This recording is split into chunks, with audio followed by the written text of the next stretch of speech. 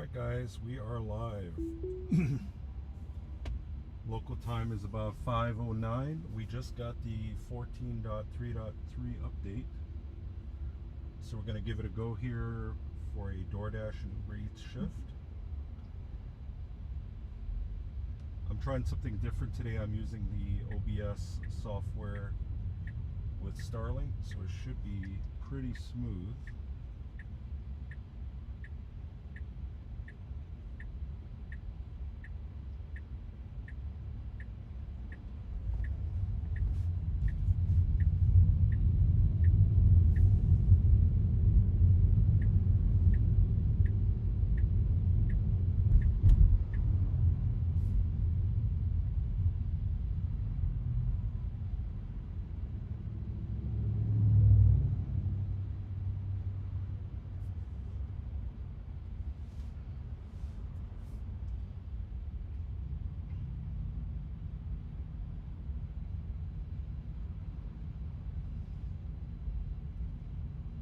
Hey guys, thank you for joining in. We're just getting this dinner shift kicked off here.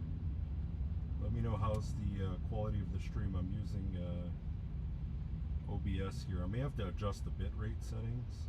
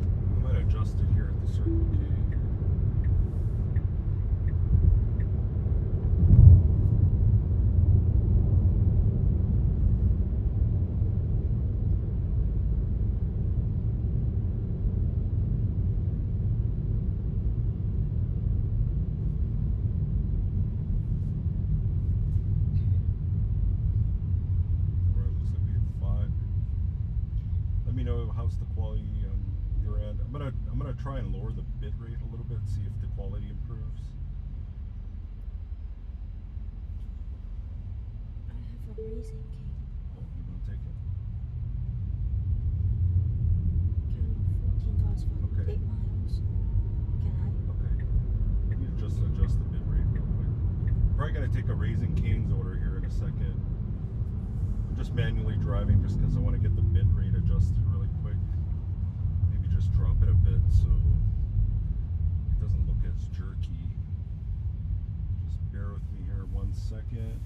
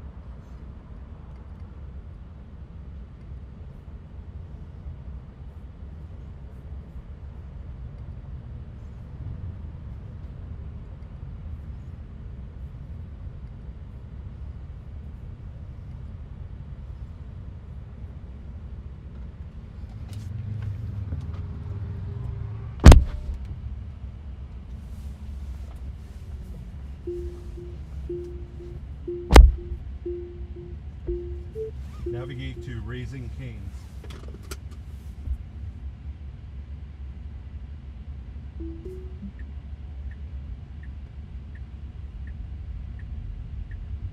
Okay guys, we're headed to a Raising Cane's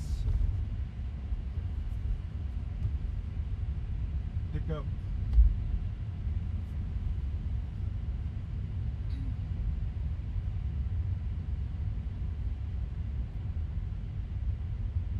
Let me know how the quality looks on your end, if it's kind of glitchy or if it looks okay.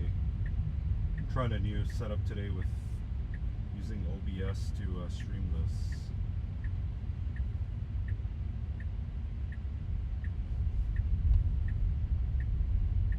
Okay, good job. So we just got the latest update 14.3.3, giving it a shot here.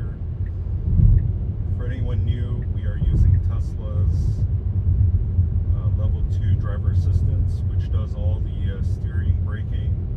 You pretty much can drive from point A to point B. So we're trying to see how many deliveries we can do without any interventions or helping the system.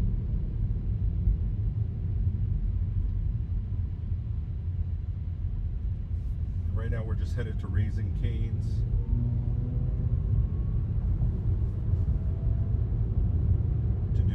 This one's going to be for Uber Eats. How much is that paying? $14 for 8 miles. So this one's paying $14 for 8 miles.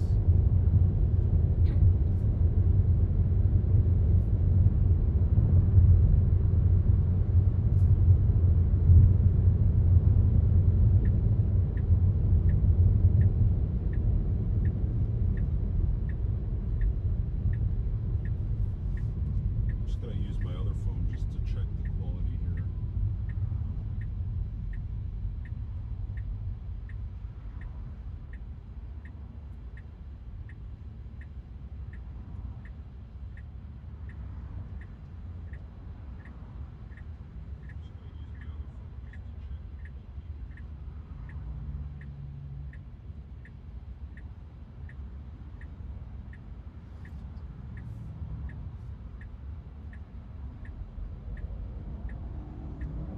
If you guys have any questions about Tesla or FSD or EVs in general, feel free to drop any questions in the chat. I'll be happy to answer.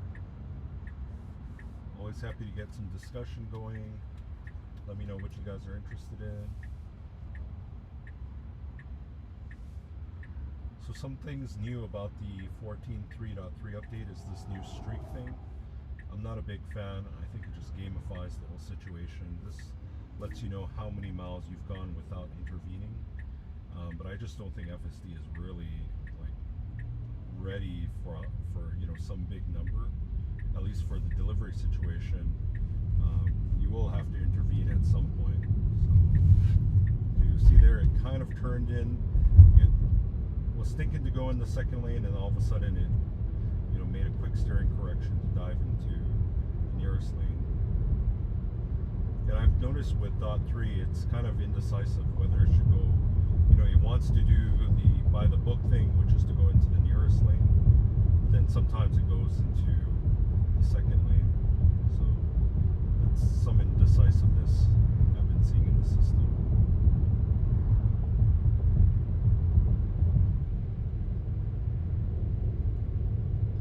I noticed the stream is a little bit glitchy, so when we're probably about 7 minutes away, I'll probably tune it up a little bit here.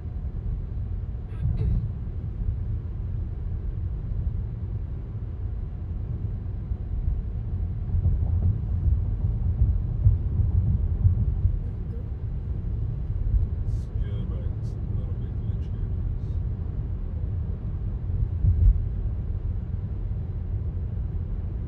Is that what you noticed?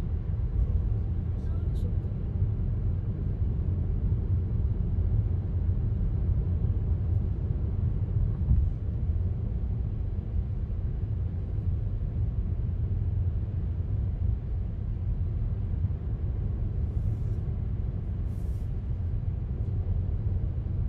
Yeah, we'll go for like 2 or 3 seconds. Okay, I don't know, all of a sudden it started braking there.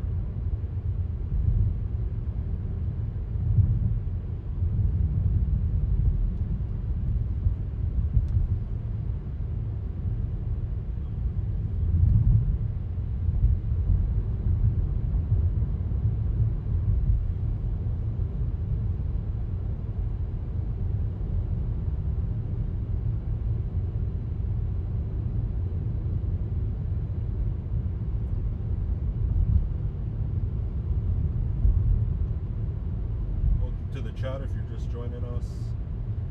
We are headed to Raising Cane's to pick up a order. We're just about 5 minutes or 2 miles away from the pickup.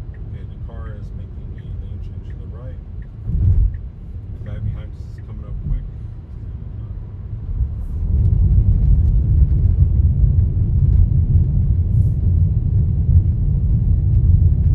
How's everyone's Memorial Day weekend going? Hopefully pretty good.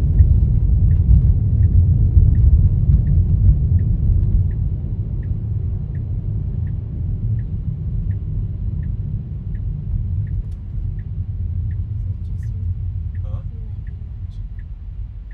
No, Says it's 3. 4. 4. Oh. Welcome for anyone just joining. Okay, you'll see it made it right on red there. Good job. Changing one lane to the left.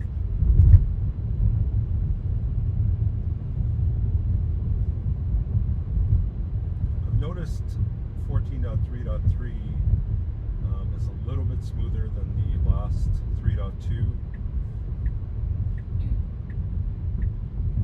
It's not so brake stabby as the previous version, which was .2.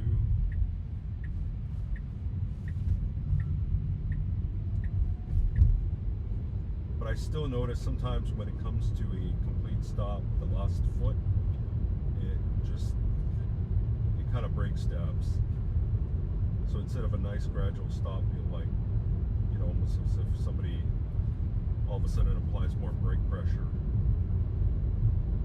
What it is the lift-off regen. So.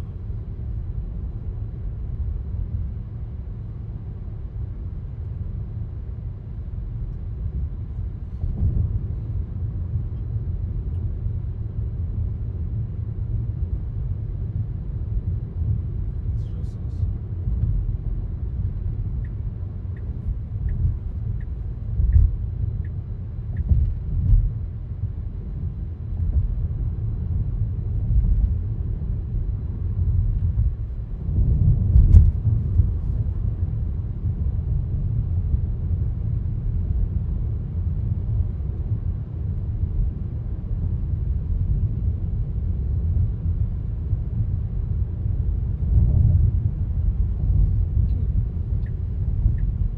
The drop-off is inside the Rose Ranch.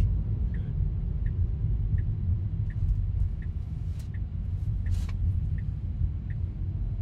So a bit quick with that turn there.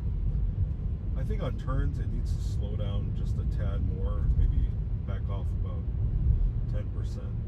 It's coming in pretty hot into turns, and I feel like that kind of leaves a little bit of passenger discomfort.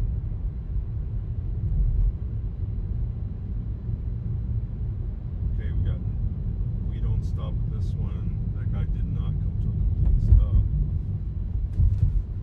We're in standard mode. I think it's going a little bit too fast on those dips back there.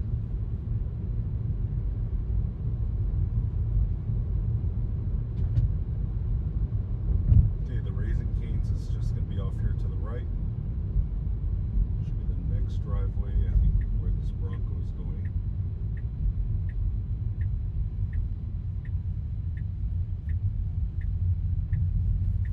The drive-through surprisingly doesn't have anybody here. Okay, we've entered the Raising Cane's parking lot. We'll see which spot it takes. There's a handicap spot to the right. Hopefully it doesn't take that one. Let's see. Okay, looks like it's going to take this spot next to the CLA. Okay. Alright, do you mind getting that Yeah. picked up and then we'll play with the camera? Okay, I'm going to get the camera adjusted here. Two people. Hmm? Two. Okay, maybe it's just oh, we got 4 now. Guys, I'll be back in a second.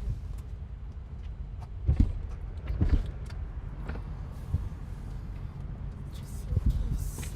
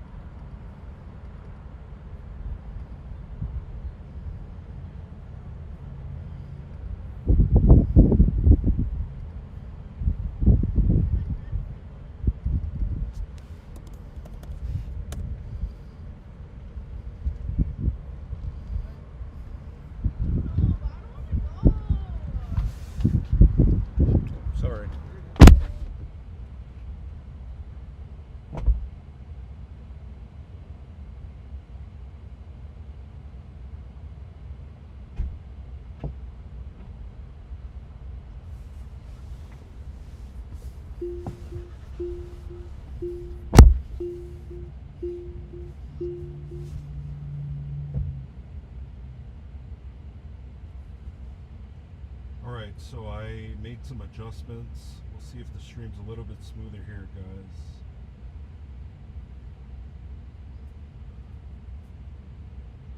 In the meantime, let me know if you have any questions. We're just picking up a Raising Cane's order. My wife's grabbing that order. Shouldn't be too much longer before we get going here.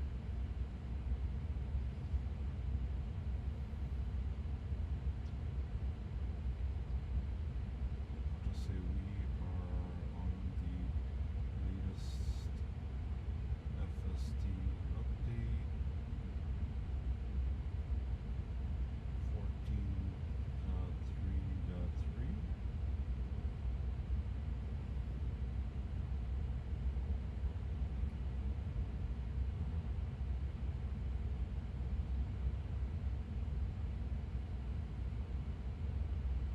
This one's going to a gated community, so that might be interesting.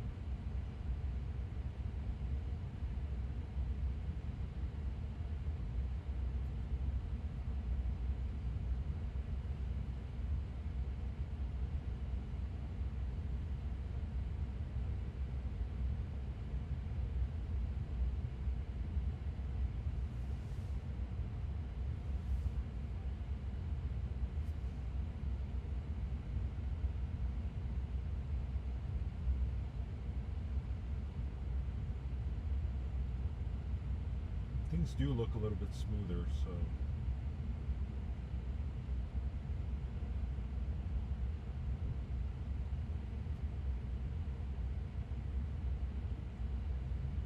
let me know how it looks on your end if you notice any buffering.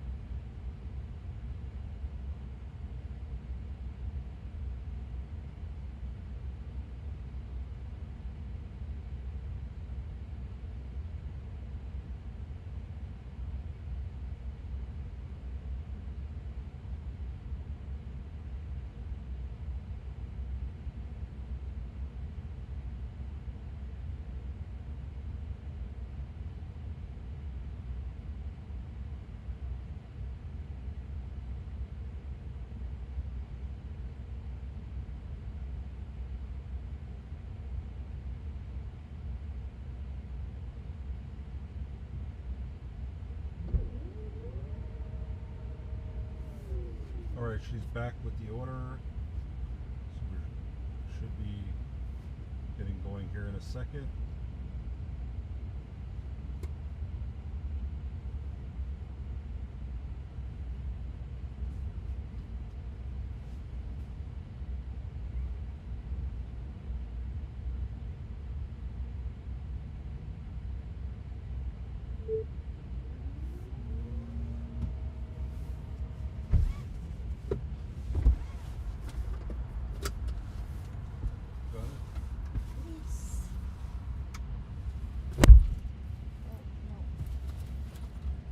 Okay, I'm just going to cover the screen just so I don't show the customer's address. But this one is going to a gated community. So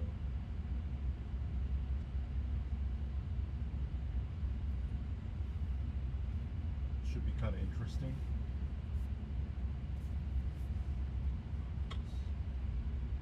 Let's see. I sent. To drop off.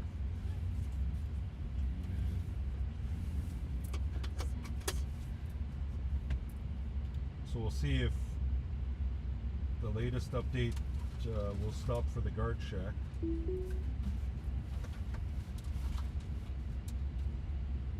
Alright, it's backing up all by itself.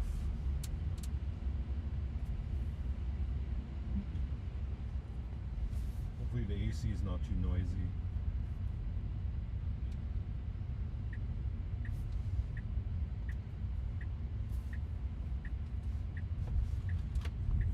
For anyone just tuning in, we just picked up a Raising Cane's order and we're headed to drop off in a gated community.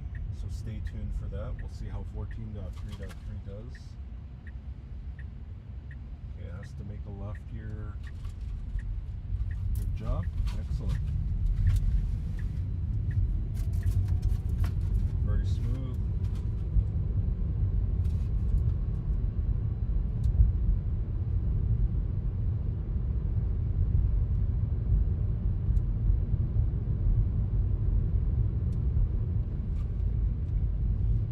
Some drainage dips, left and right have stop signs. We do not. Whoa! And it slammed on the brakes there. So that was his fault. He should have yielded to us. But FSD did hit the brakes pretty late there. So I don't know if anybody caught that.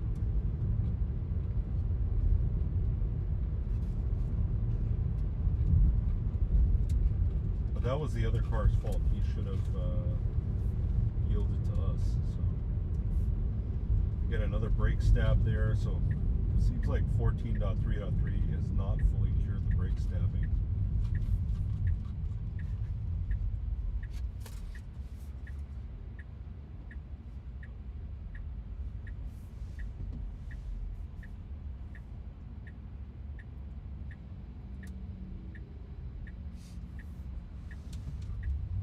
Alright, unprotected left, good job there.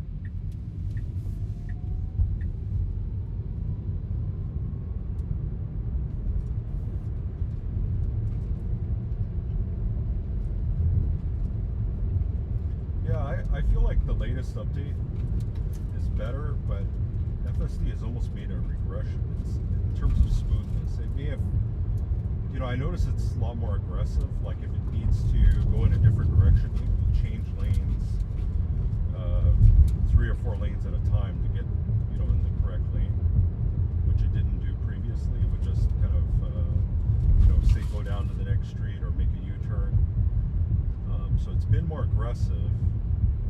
But it's definitely taken a step back in smoothness if I have to critique anything.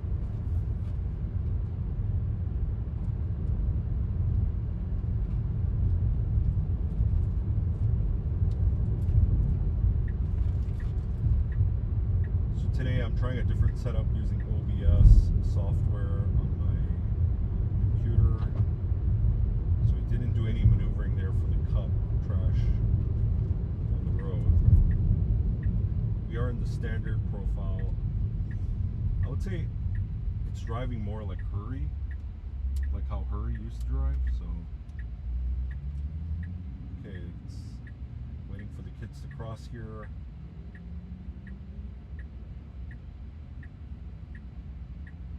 Got 5 people in the chat. Welcome, guys. Okay, we got some pedestrians crossing from the left. And then now from the right also.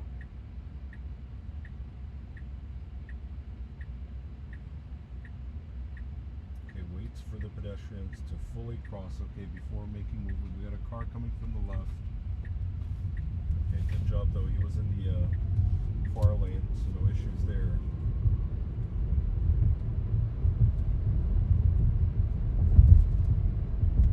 Thank you guys for joining the chat. We're just doing a live stream here for the dinner time deliveries, but I noticed Memorial Day is pretty slow. I think a lot of people are out of town, so but we'll just see how FSD does with this latest update, which is the 14.3.3.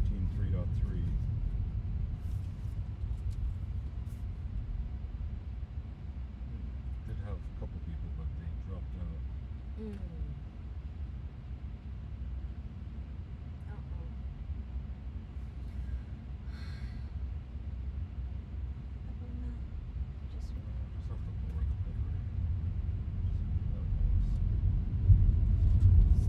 Still not good? We already have stuff.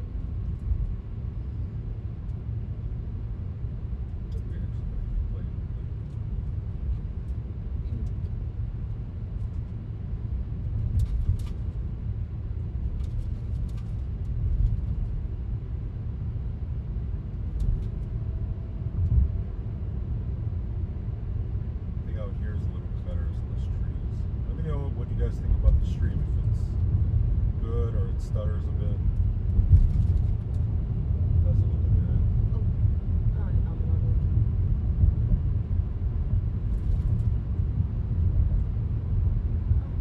Yeah, notice it's dropping frames.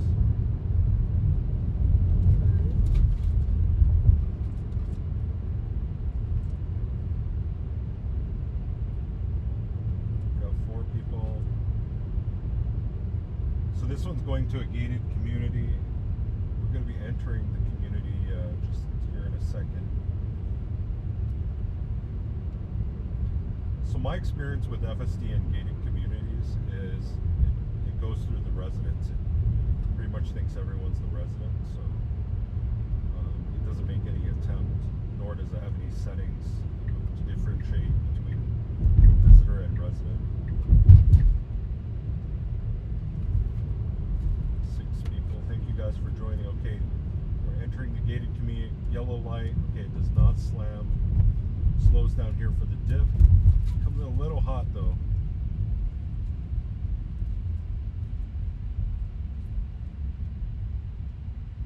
Okay, we'll see which lane it goes into. I may have to take over here. Okay, so I'm gonna have to take over.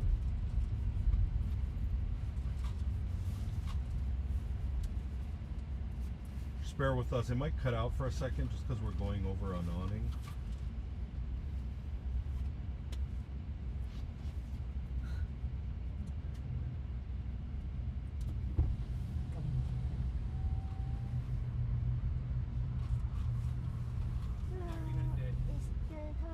Is the Uber Eats delivery?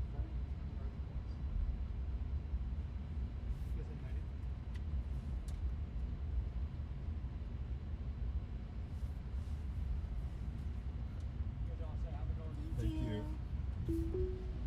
Okay, we restart self-driving here.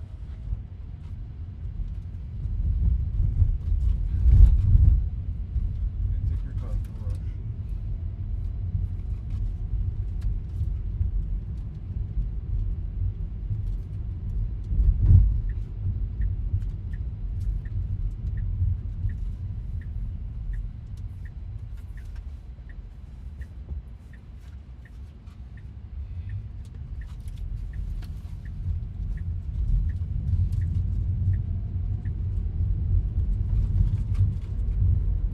So for anyone local, this is the Rhodes Ranch community.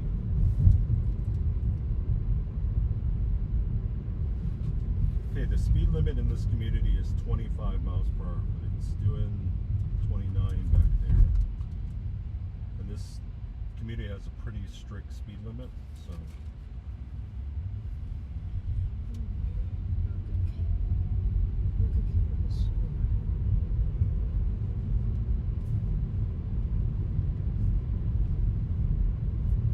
speed control, it's doing 30. The speed limit in this gated community is 25. You see the flashing speed sign says we're doing 32. I'm gonna report that and say going over the gated community speed limit. Okay, I'm gonna restart here. I'm just gonna knock it back to chill.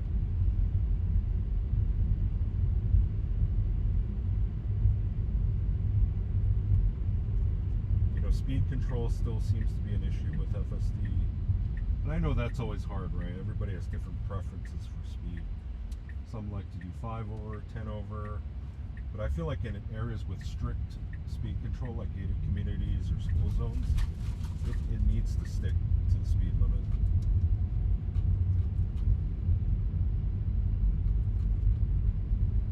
Sorry for the glitchiness. I'm going to adjust the bit rate on OBS here and see if that improves things.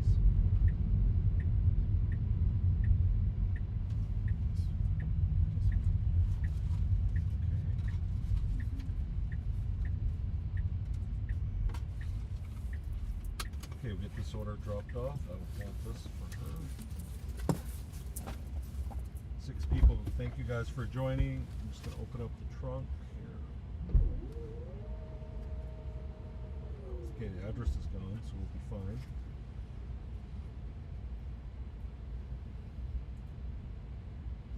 And when she gets this dropped off, I will adjust the bit rate, see if I can get a little bit smoother stream going here.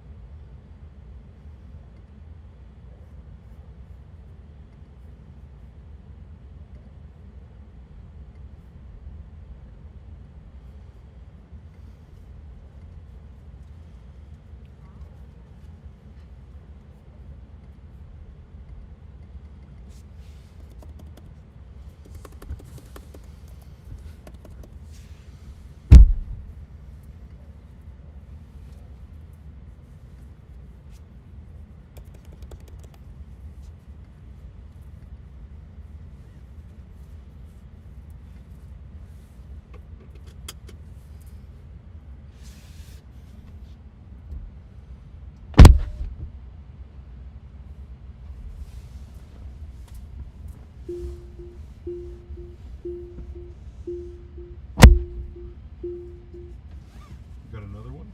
No, not yet.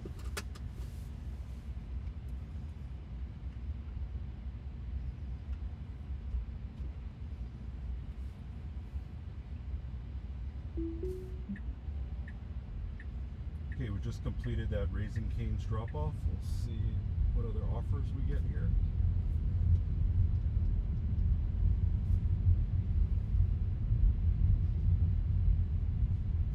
Sorry guys, I'm still playing around with the settings here, so bear with me here.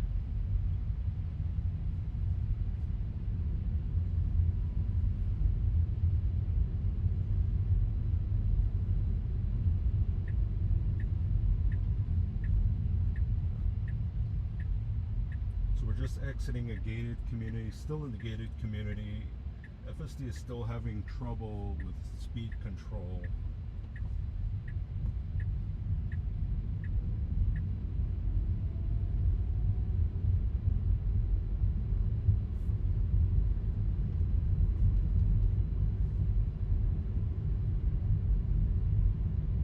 I think it's a little bit smoother. Let me know, guys, how it looks on your end.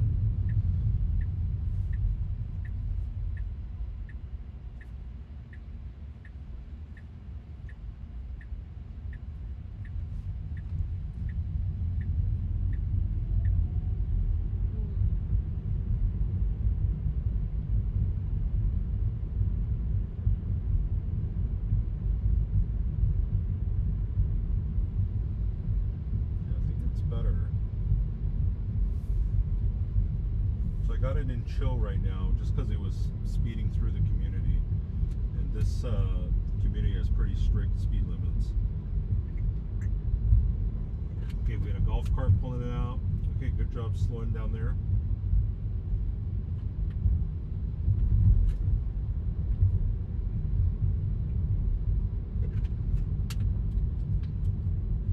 For anyone not familiar, we are using FSD, which is Tesla's hands-free driver's assistance program, or software, I should say. Right now it's a subscription-based model, $100 a month, and this is a 2025 Model 3 rear-wheel drive premium. Back then it wasn't called a premium, but now they have a standard model, which I think is a few $1,000s cheaper. Okay, four-way stop. Nice complete stop there. Now in the last version, in this current version, I noticed some where it slams on the brakes kind of at the last foot. Okay, that does not slow down for the speed bump. I'm going to call that critical. So it used to slow down for speed bumps, but that one, it totally blew past it, so not good there.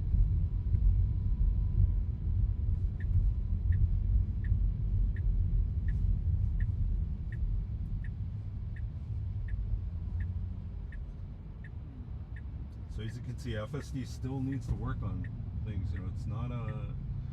That's why it's still called FSD supervised.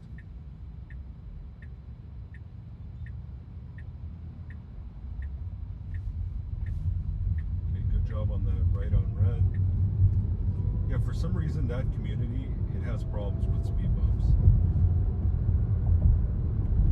There are places where FSD definitely does slow down for speed bumps, but right, that one, I think because it doesn't have any contrast, it's, you know, all the paint's been worn off. It just blows through at full speed on that speed bump there. Alright, looks like we got 7 people. Thank you guys for tuning in. Let me know if you guys have any questions, comments.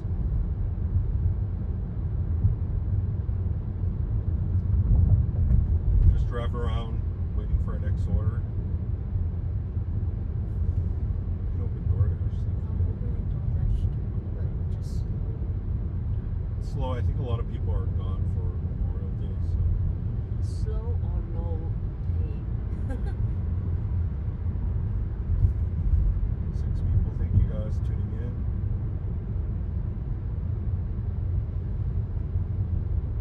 We are in the Las Vegas area, in the southwest part of town. For anyone familiar, audio seems a bit low. Okay, let me take a look here. I do have my mic on. Let me see.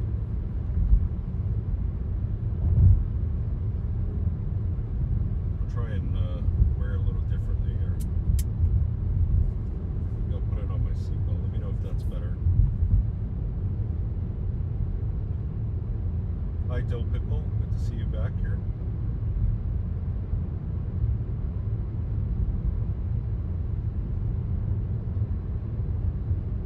Thank you for the feedback. I appreciate you guys letting me know if there's a problem with the stream or if something's a bit off.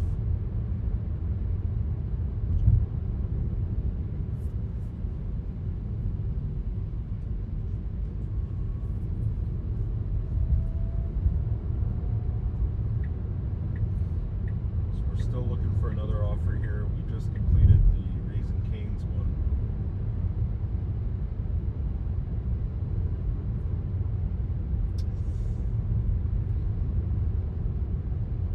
It is pretty slow today. I think a lot of people are out of town. A lot of strip order. A lot of voters going to the strip. We could maybe do one if it's. You want? No, but right now I got one. You guys want to maybe check out Las Vegas Strip?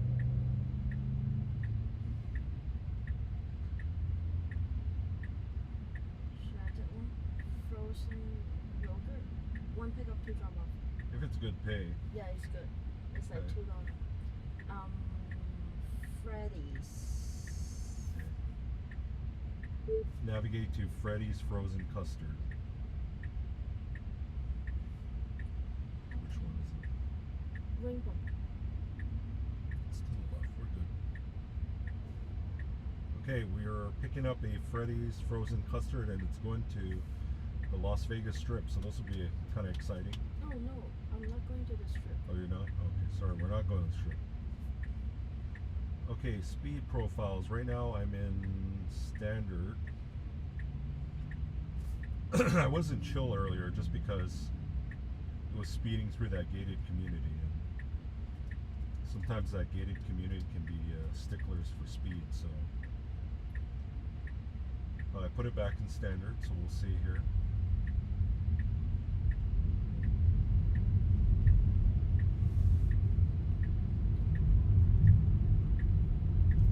I sometimes use hurry.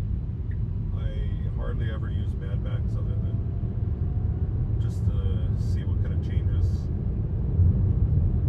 have been made, but otherwise I don't really care for the aggressive driving profiles.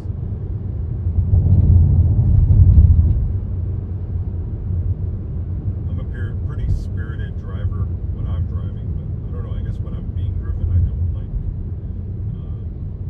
the aggressive profiles like Mad Max. Dill Pickles, the stream looking pretty good on your end, is it? buffering or anything.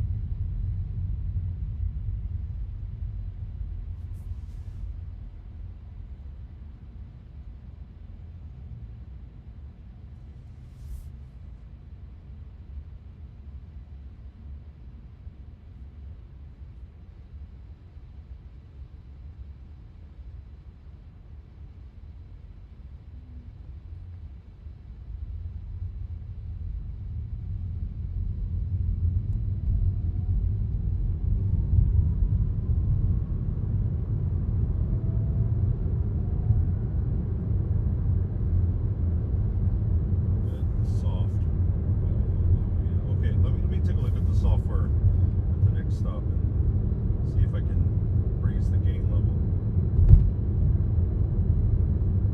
Yeah, trying something a little bit different today using the OBS Studio software rather than the DJI Mimo app. See if that improves things.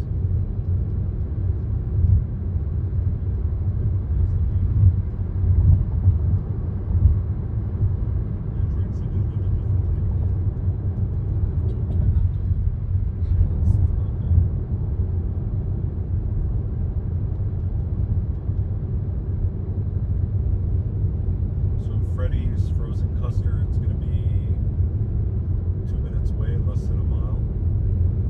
It's like cheap pickup.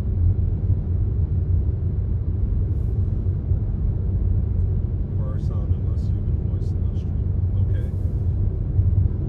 Let me take a look, see what I can do here.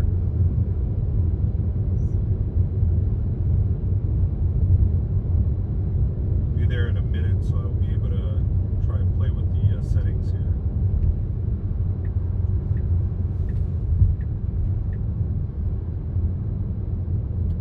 Anyone else get the 14.3.3 update?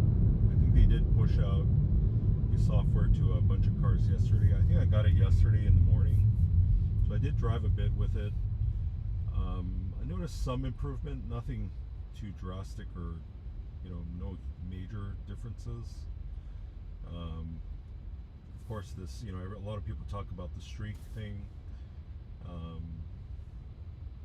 I just don't think maybe it's going to encourage some people to use FSD more and not, disengage. But I still think there's a lot of instances where you have to disengage.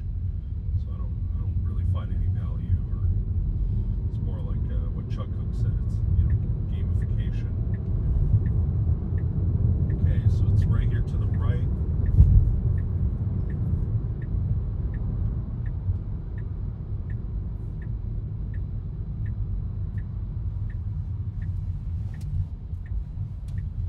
Just as soon as we park, I'll play with the audio settings here in a second.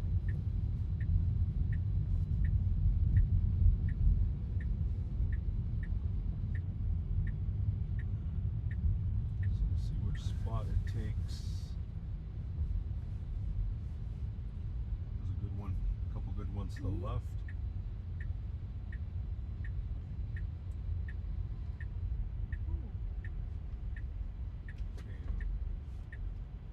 Okay, good job not going too far forward.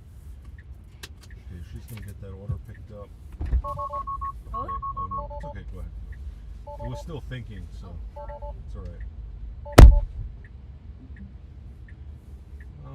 I guess not a bad job, but it's not quite center.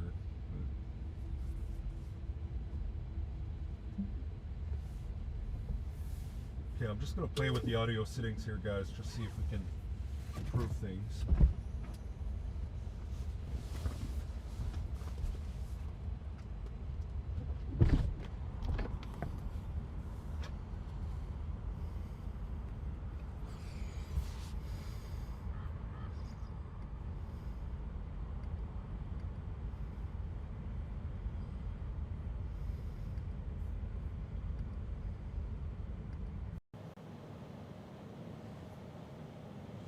Let me know, is that better for the audio?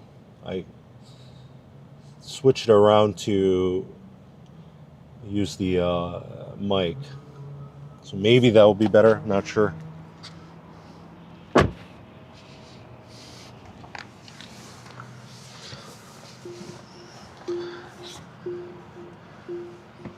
Dill Pickle, if you're still around, let me know if that's a little bit better as far as the audio.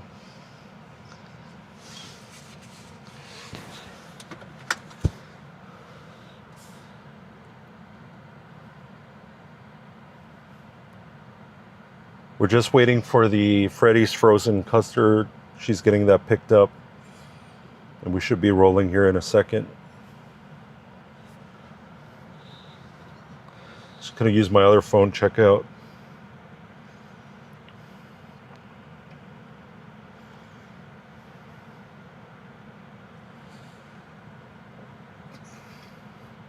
We should be rolling here in a second.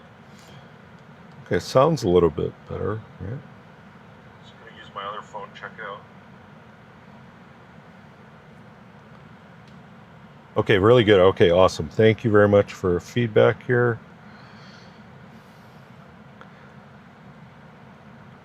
Yeah, it's all about getting the right settings. So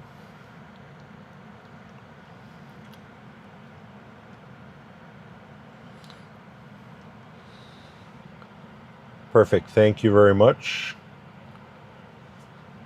Yeah, I definitely want to get more of my voice rather than the road noise. Dill Pickle, have you gotten the 14.3.3 update? If so, how's it going for you? Is it pretty good, or haven't tried it maybe? I know a lot of people maybe just got it in the last 24 hours, so. Okay, she's back without the food. What happened? Is it okay to wait 7 minutes? 7 minutes? Haven't made the order. Oh, okay. Okay, Yeah. okay. Okay. You want to sit down? Maybe I'm going to go to the restroom. Yeah, I'll take a restroom. Here. I'm going to go to the restroom real quick. Stay tuned. I did fix the audio.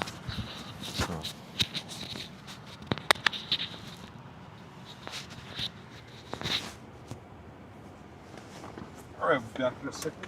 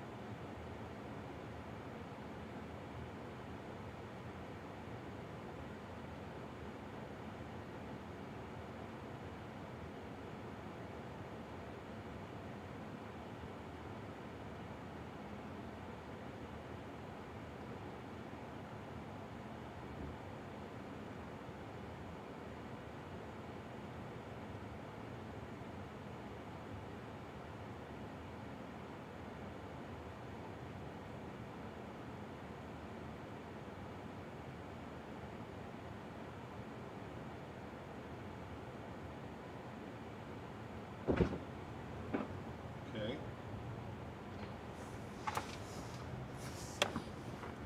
I'm back. Oh, yeah. 3 people left. 3 people left. Okay. But we still have. Oh, we have 6 now. Okay. Gotcha. 2020. Okay, let me go. 14.6. Okay, we're just waiting for the Freddy's frozen custard order. So I apologize for the delay here. But it's all part of the food delivery program. Sometimes they send you to the restaurant super early and the order's not ready to go. I'm sure for anyone that does gig work, that's a big pain, just sitting and waiting for orders. For anyone new that hasn't joined us before, we're trying to use Tesla FSD, which is Tesla's hands-free driver's assistance program, to run a DoorDash and Uber Eats shift. See, I think the fun of it is just to see how the system does without any, predetermined plan, right? It's not like I chose a plan that would demonstrate how the car would do or show it in a favorable or negative way. It just kind of, whatever's thrown at it. All right, we got a question from, what area do you dash in? This is the southwest area of Las Vegas. So pretty much think of the lower left quadrant of the city.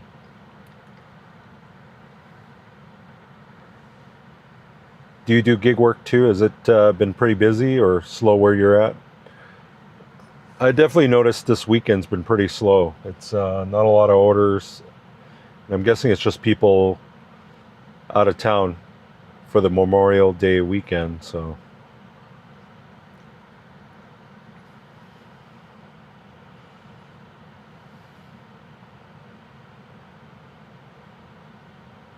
Oh, let's see here, stream offline. We'll see what happened here.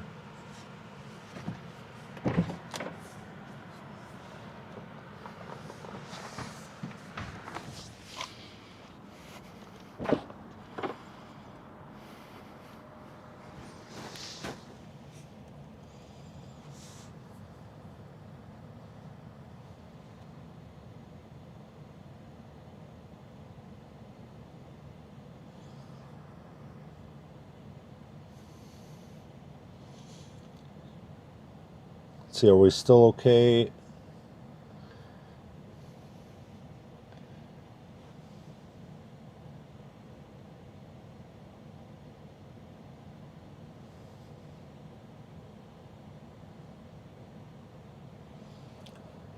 Sorry guys, I don't know if the stream died.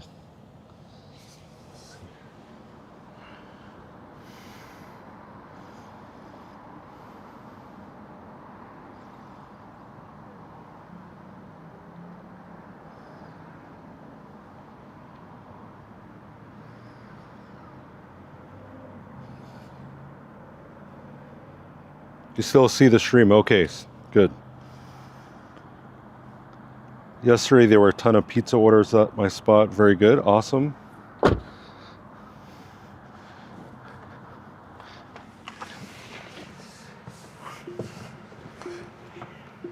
Is it Luisio? What part of town, or what part of the country are you at?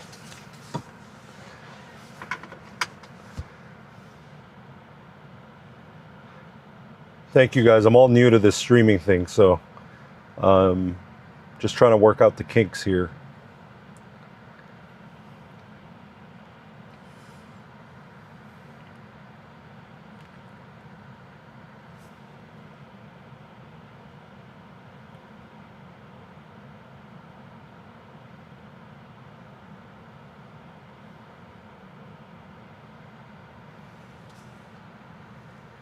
Yes, I have delivered in Southern Highlands.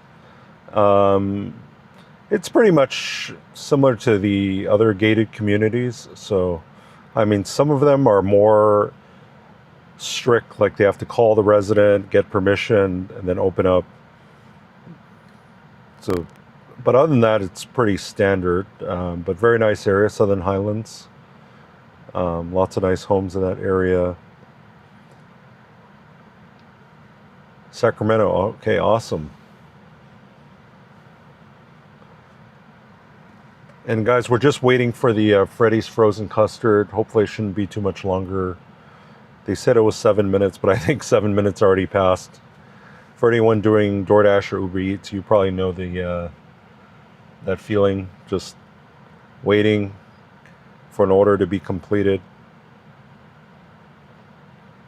I feel like things are a little bit better now than they were a couple months ago. Like orders are, and I think it might be the slowdown, I don't know, in this area. So there hasn't been a ton of good offers recently. Mother's Day was really good a couple weeks ago, but since then, things have been pretty slow. I don't know if you're seeing the same thing.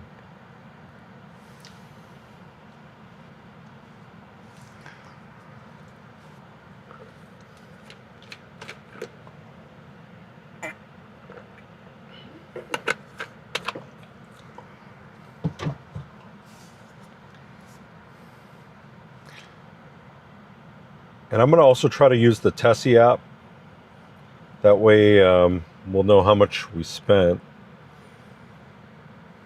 Okay, she's back. Oh, I'm probably going to have to help her out here. Okay. Okay.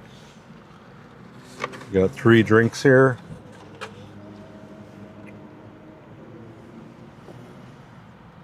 All right, she's back with the Freddy's frozen custard. Getting the food in the thermo bag. Make sure it's nice and hot for the customer.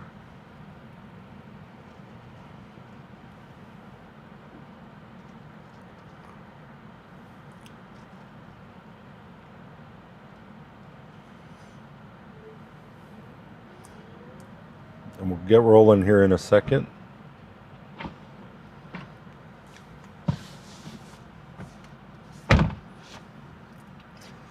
I haven't seen you get a pizza. Yeah, I've definitely gotten some pizza orders. But they just kind of, here, it kind of depends on the pay. So, you know, if the pay is not good, I won't take it. But yeah, I do get occasional pizza orders, Little Caesars, Pizza Hut, some of the more high-end pizza places.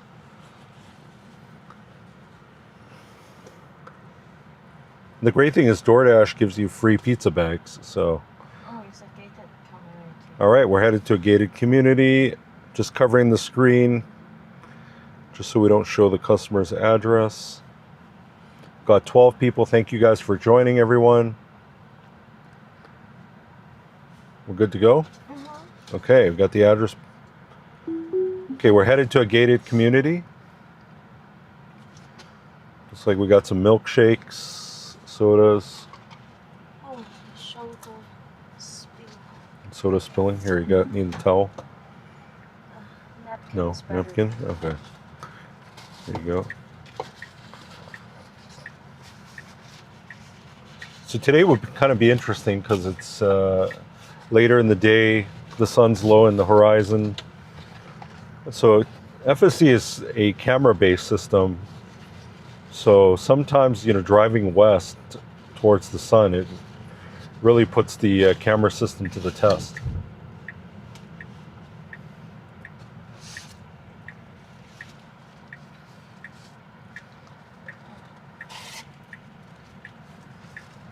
Okay, good job turning out of the parking lot.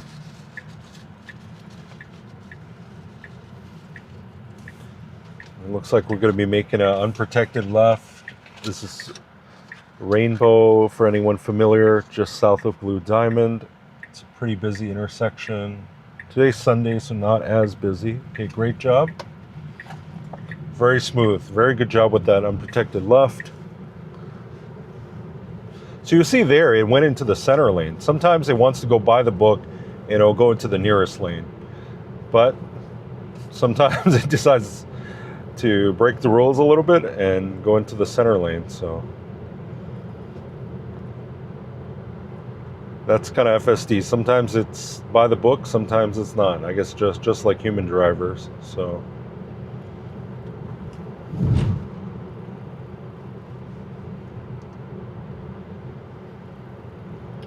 okay, we got some railroad tracks ahead.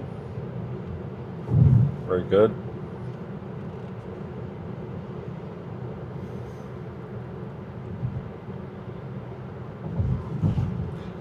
So right now, you know, kind of my test is to see if the car could, you know, really do the deliveries autonomously. Like if the restaurant put the order in the car could the car get all the way to the customer's house without, any intervention?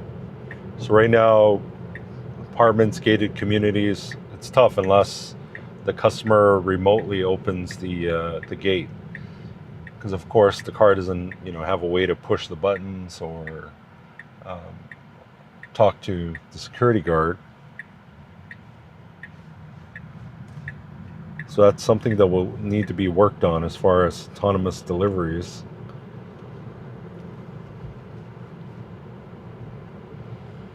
So we're driving west into the sun. So far, no issues.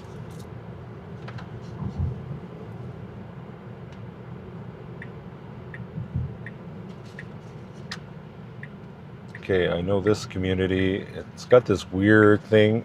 Okay, so I had to take over there because it was going into the wrong lane. It was going into the lane for residents. So we got a call box here. Okay, check it out.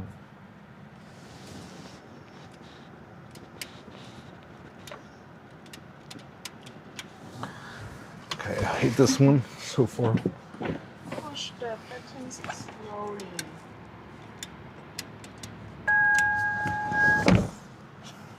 Got it.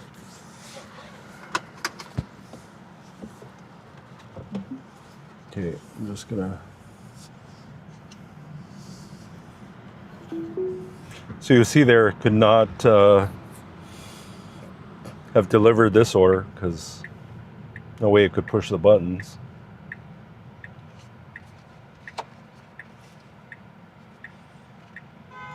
Huh? So we just got honked at because we came to a complete stop. Look at that, guys. You follow the rules and you get honked at. What's up? Hey, actually, it's at the back. You just make a circle. Okay, well, let it do its thing. That's fine. Let it make a circle. It's a big one. Okay, just let it do its thing. Okay. Otherwise, I cannot see the directions, right? So this lady's pissed off at us. Just, are we way far off? What should we do? Is it way back there? You have to go. It's okay, you're already halfway through. Okay.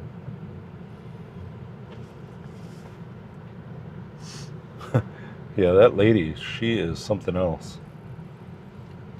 Oh, okay, so wait, it's going out of the gate. Okay, so it's obviously not taking us to the correct place here. We'll just have to navigate us. Just go straight. Oh, she's following you? I don't know. So you guys got to see in real time. Just go straight. Those NHTSA 0 mile per hour stops. Turn right. Here.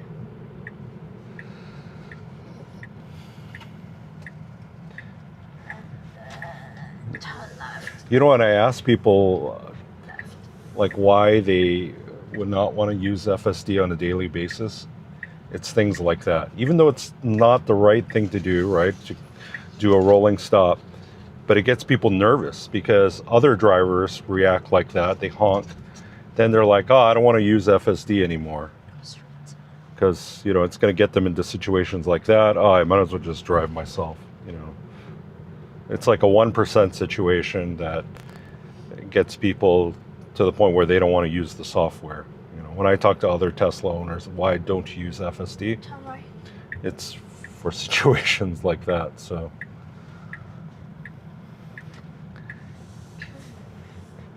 It's just because 99% of the people don't drive that way. So, when you come to a complete stop like that, people get angry and honk at you. On the left. Okay, I'll just take it. This one. Okay, I'll just put you on the right side of the road.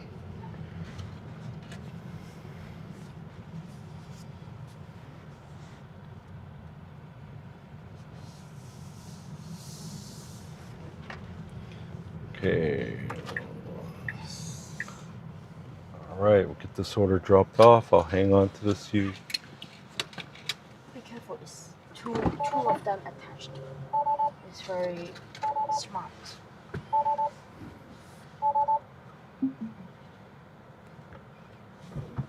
Okay, why did I intervene? I'm going to say navigational issues. Most people shouldn't be driving. Yeah, I mean, a lot of people just suck at driving, to be honest.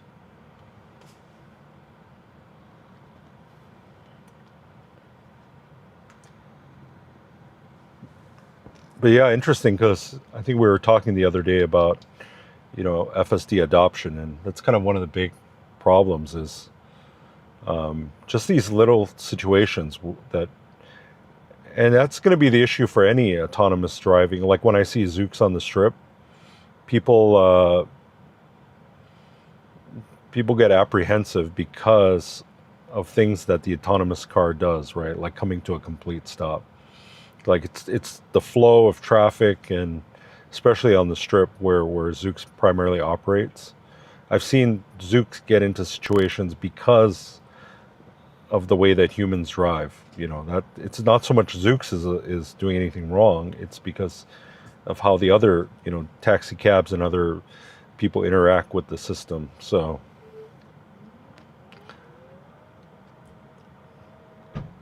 yeah, yep, definitely. I'm not in a big city, so I don't get the honks. I could see that as being annoying. Yeah, it's definitely Vegas drivers are pretty bad drivers. That's why we have some of the highest insurance rates anywhere. So let's see. Sorry, give me 1 minute. Let me just move forward here. Reception's bad in this Yeah, area. it is. Are you on Starling? Yes, but I still cannot. Okay. Okay, I did send. Oh, you sent? You got another one? Yeah, Okay. that's the Oh, one. okay. Okay, we got another drop off here. So, okay, we'll head that way. It's one pickup, two drop off. Yeah, okay. Yeah, so if you guys missed it back there, the car came to a complete stop sign, which is what it's doing right now. And then the lady just laid on the horn back there.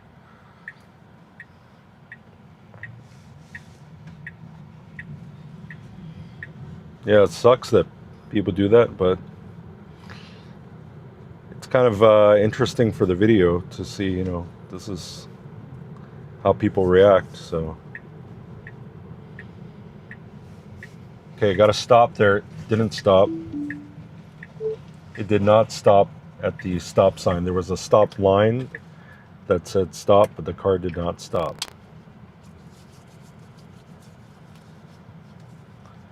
Okay.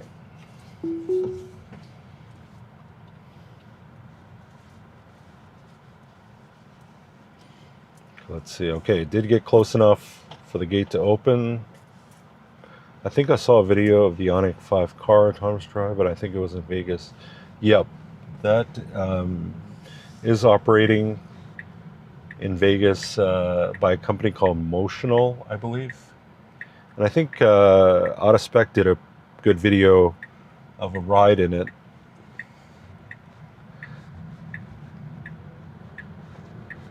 I think they did mention that it was pretty smooth, but that there was a lot of fan noise from the back. I guess of all the additional computers or, LiDAR or, whatever they have running behind. It almost has this like custom built trunk enclosure.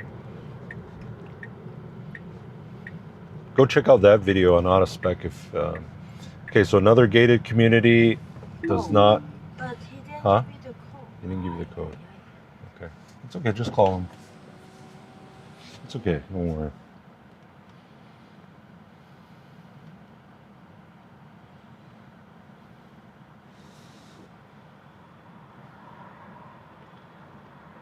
I'm still on 14.3.2, flew over a speed bump today. Yeah, it's bad. That's the gate code. Okay.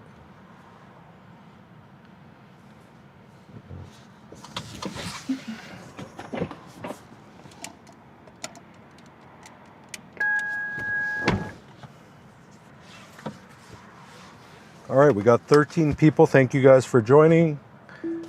Okay. So it seems like sometimes it can see speed bumps, sometimes it doesn't. It's going No. Just Yeah, make because it it's like got no slow. destination. Yeah, because it has no destination. It's okay. I navigate. I tell you. Doesn't matter. It's fine. This Desertscape, right? No.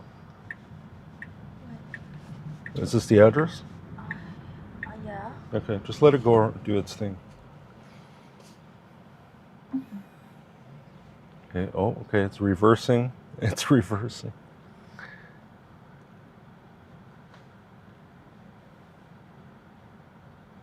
Okay, it's reversing out.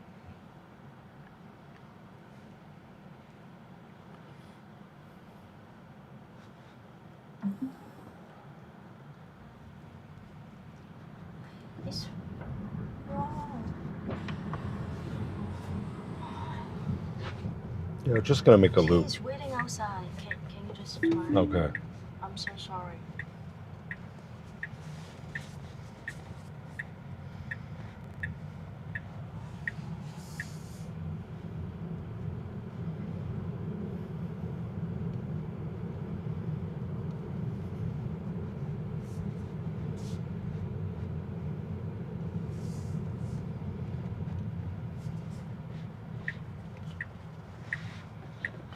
I'm not sure. You'll have to navigate me because I can't see the screen. I know. It's on in the front. Slowly. It's right there, right? Yeah, he's. You just park here.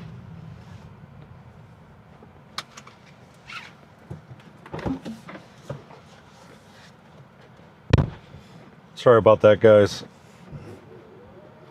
Just say other.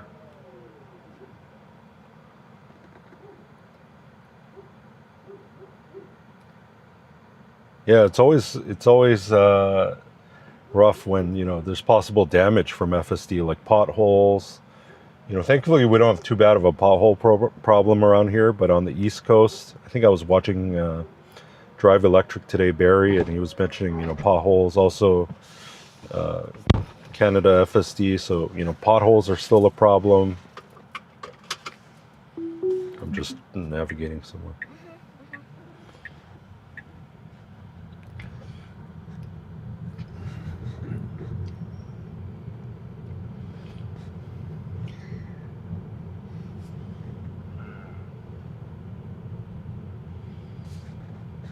So FSD still will not make a U-turn in the middle of the street. It wants to go all the way down to the end of the street, which again is another not so human behavior. But I guess it's the right thing, right? Maybe I don't know. Is it against traffic laws to make a U-turn in the middle of a community? Do you want to go to the strip? Pretty traffic at the Planet Hollywood. I'll do it. Oh yeah. Maybe you ask. I think they'll want to see strip delivery. Sure. Okay. Yeah. But if it's good pay, we'll only do if it's good pay. I ain't going there for peanuts. Well, it's a good pay. At least.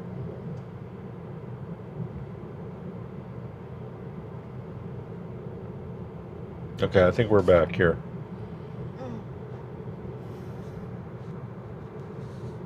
Let me know if you can see the stream now. I think sometimes the OBS glitches and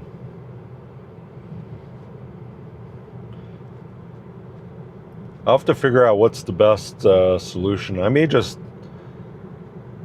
go back to using a phone rather than using this dash cam. But I'll have to find the right phone mount.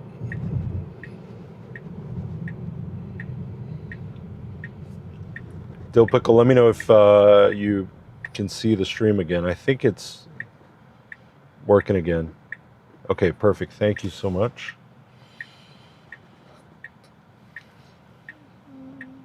Did you take it? No, there's nothing. Oh, okay. Oh, they have one. It's like 5 miles for $3. So it's about 6:28 here in Vegas.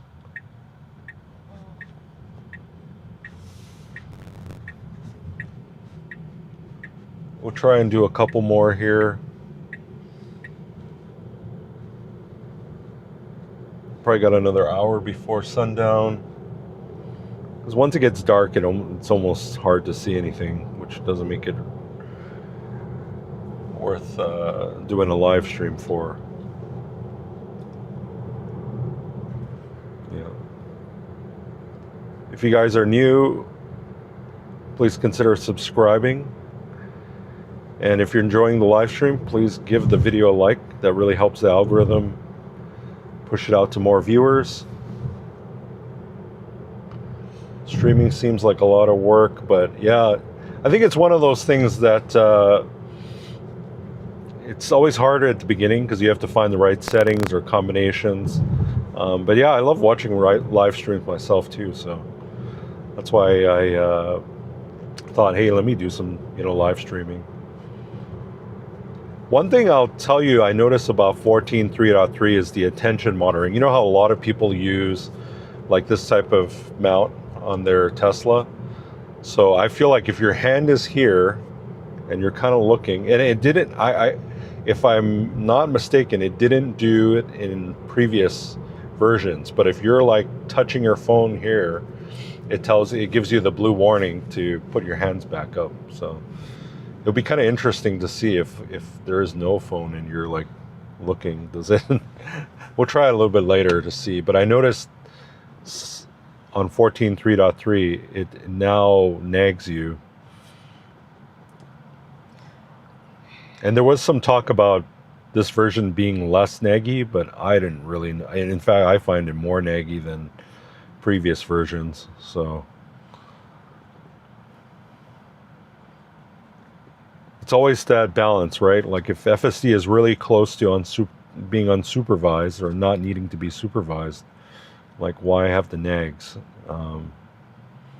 But at least in my experience in this area, there are still edge cases that trip FSD up. So I don't think it's really quite ready for unsupervised use in this area. But just because there's so much road construction in this area, like every day cones are being put up, taken down. Some are just for the evening, and some of them are even complicated for a human driver because we have high winds in this area. The cones get knocked down. The cones that say right turn only, straight ahead only, get knocked down. So it's things that, and I think FSD can't quite read signs is my take.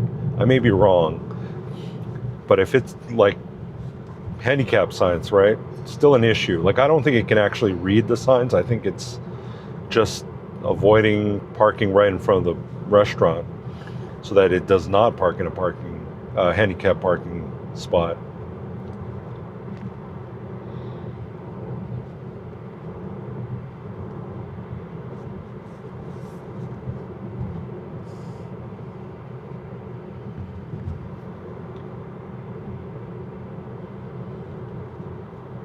Yeah, on a straight road like this, it does just fine, of course. But it's kind of those complex parking lots, complex road construction where it really gets tripped up.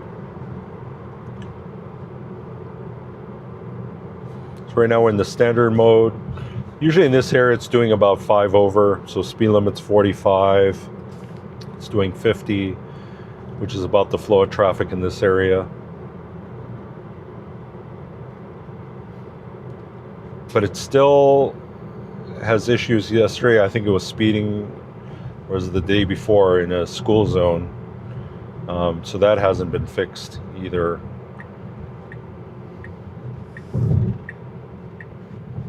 just going to end the trip here. Oh, we have pizza at Papa John. Would you like to do it? Is it good? $8.60 for 6 miles. Is it good? No. But it's in Rose Ranch. No, No, okay. I don't like Rose Ranch.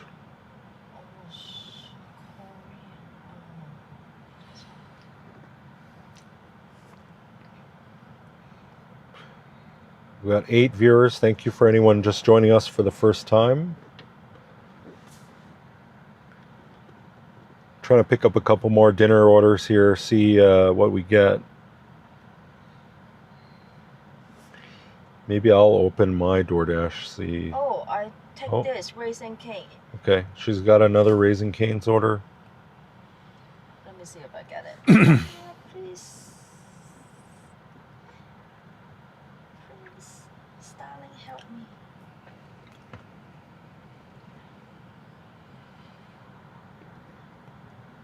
I don't know. It's $21. Okay, For so 8 she's got a miles. good paying Raising Cane's, maybe. Maybe. Still matching. Says it's matching. It's one of those Uber Eats matching ones. Oh yeah, so. I got it. Okay, she got it, so we're heading to Raising Cane's. It's going to be our second pickup today at Raising Cane's. So it's $21 for 7 miles. It says $21 for 7 miles, so that's a good dollars to miles ratio.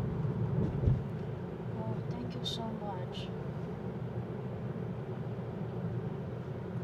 This area has really bad cell reception, so Starlink is a big help for reception.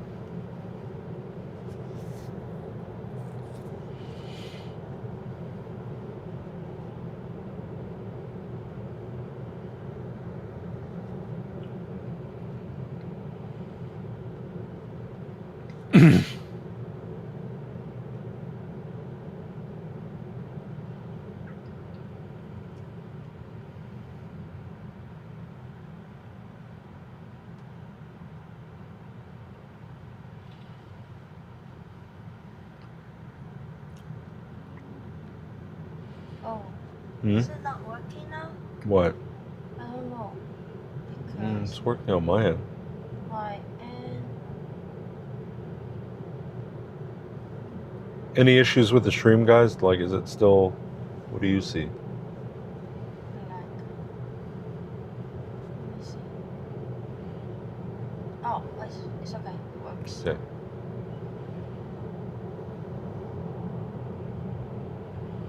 So headed to Raising Cane's. This one's a good paying offer. And easy one too. It's a house. Yeah, it's a house. Okay. And thank you so much. He ordered three fingers combo. All right. FSD. Somebody has a question about FSD usage. It says 96%. Longest streak 22 miles. It says self-driving 1,496, total 1,558. But I pretty much use. I feel like I don't know if you feel the same, but I feel like this thing is like under reporting my FSD usage, because I pretty much only take over for like a very short period, or backing out of my driveway. That's pretty much it. So I don't feel like I've driven 50 miles without FSD. Let's see what FSD wants to do here. Okay, that's a good plan for it, rather than making a U-turn.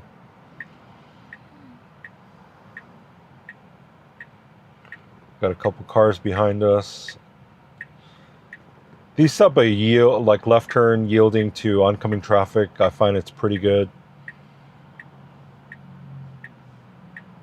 But I was thinking yesterday, I feel like it may have dialed down the aggressiveness. Like it's almost more scared than it was in earlier versions. Okay, let's see. We have an opening here. Could probably go. We could have gone there. Okay, good job. And notice that Odyssey was turning left. I was about to press the pedal, but I did not. But good job noticing the Odyssey wanted to turn left, and that had a gap there in the traffic to make a left. Okay, so the Raising Cane's is all the way down there, but it decides to park here in the tire. So I'm going to report that. This is the wrong parking for Raising Cane's. This is for the tire shop. It should not park here.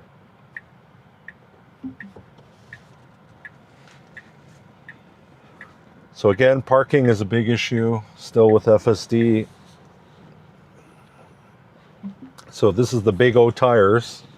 It's not open today, but it shouldn't park there. And we came here once already today, so, and it did just fine. I mean, it parked, you know, in the correct spot. What?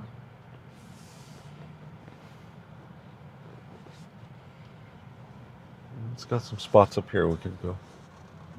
I'll get you a closer. Okay, thank you for getting that order picked up.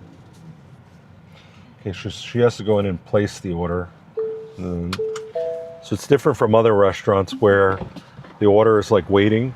For Raising Cane's, you actually have to place the order. So I think it's like Raising Cane's doesn't have actual partnership with Uber Eats. So whether it's DoorDash or Uber Eats, the person, meaning the delivery driver, actually has to go place the order rather than, you know, just picking up the order and heading out. So a little bit different from other restaurants. Yeah, I think that too. I hardly ever drive myself and mine seems low. Yeah. So as far as my settings, I mean, I pretty much only use FSD for this car. So I don't know why it's saying it's 96%. I feel like it should be at least 99%.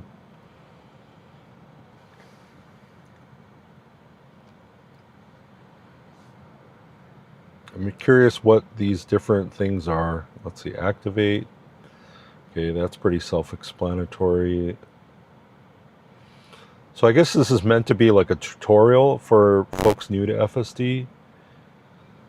Destination behavior, okay.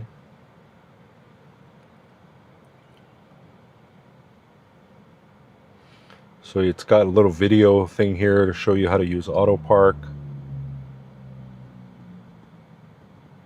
And auto park, you know, even looking at the video, it's jerky. And that's been my experience with auto park, is it's probably using a different stack than FSD, because when in FSD park's a lot smoother than auto park.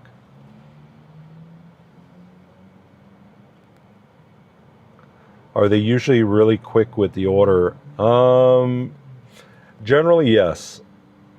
So that's why sometimes taking a Raising Cane's order isn't bad, because at least it's predictable. Like it'll be ready in, I'd say 5-10 minutes max.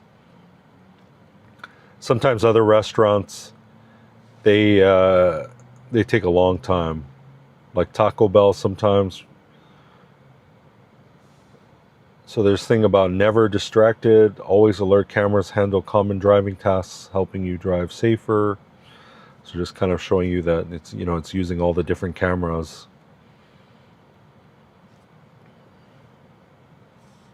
Our fleet drives more than 200 million miles every day, allowing FSD to generalize to rare, allowing FSD to generalize to rare complex edge. Is that sentence a little weird, or is that just me? Our fleet drives more than 200 million miles every day, allowing FSD to generalize. I don't know. Is that, seems like the grammar is off on that sentence, or is it just me? Maybe I've not reading it right. Yeah, kind of cool. I don't know. Let me know what you guys think. I think this whole stupid longest streak thing is really dumb. I don't know what's the whole point.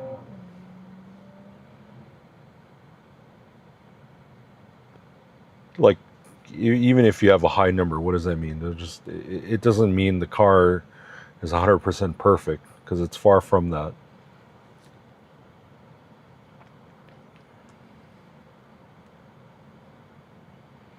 But I think, yeah, I guess these, you know, I feel like most people who use FSD are kind of nerds about this kind of stuff. Like, this is, you know, somebody who drives a car occasionally, you know, maybe another family member or something. But yeah, I don't pay attention to it myself. Yeah, but this, I think the screen is new, if I'm not mistaken. Like, this wasn't in earlier versions.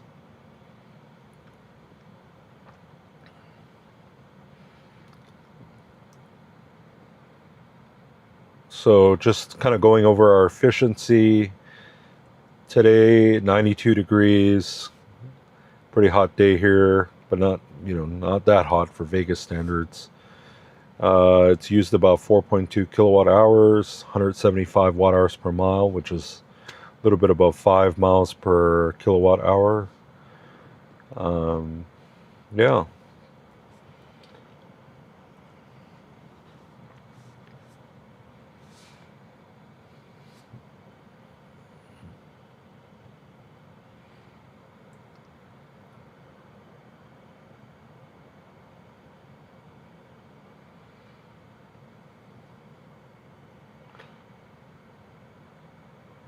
Just thinking about other changes. You can use Hey Grok now. Hey Grok, what's new in FSD 14.3.3? FSD 14.3.3 upgrades the reinforcement learning and vision encoder for better handling in rare scenarios, low visibility, and traffic signs. It rewrites the AI compiler for 20% faster reactions, improves parking decisiveness, emergency vehicle response, small animal detection, and adds stats like intervention-free distance plus faster smart summon up to 8 miles per hour. Can you tell me what's the point of the longest streak stat?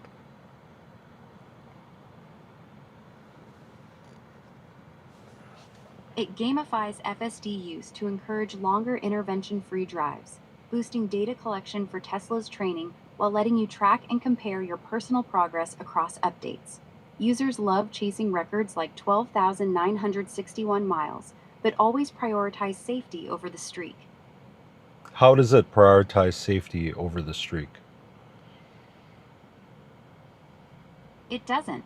The streak resets instantly if you disengage FSD by tapping the wheel or brake, but prioritization comes from you as the supervisor, always intervening when needed, regardless of the counter. Tesla stresses safety first in notes and community warnings, with post-intervention prompts asking why you took over to improve the system without punishing preference-based disengages. So you're saying that if I take over, that's a problem with me and not with FSD? No, not at all. Intervening when FSD makes a mistake or you prefer a different action is exactly right and helps Tesla improve by logging those events. The streak just tracks uninterrupted runs for fun and data, but safety always trumps it. Disengages for critical issues train the AI without any blame on you. All right, she's back with the order. So I think it tangled itself there. It's saying, it's like for you to track your longest streak. But I feel like it's pointing the direction like, hey, it's you disengaged, try and not disengage kind of thing. I don't like it, but I think they should just do away with it, but it is what it is. Okay, she's back. Looks like got 3 drinks here. I'm just going to cover the screen so we don't show the customer's address. We'll get it sent to the car. Yep, the usage screen came with the 2026 14.3 update. Yep, that's what I read also. Got 9 viewers with us. Thank you guys for joining. 10 now. All right, awesome. Welcome. Thank you. So we just picked up a Raising Cane's order. I think it's paying... Oh, is it ready to go? Okay. Okay, we're heading off. I'm just going to help her hold this.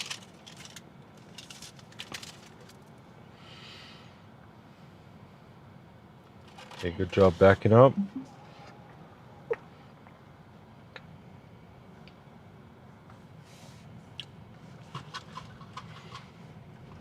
Could have just gone out there. I don't know why. Again, that's a navigational issue, just what the nav says to do. But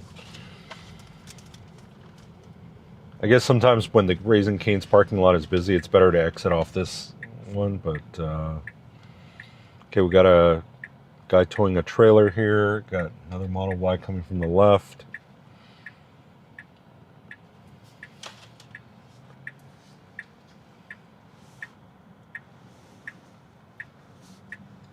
The food smell would have me hungry all the time. Yeah. Okay, this Lexus is letting us go, but FSD is not taking the gap.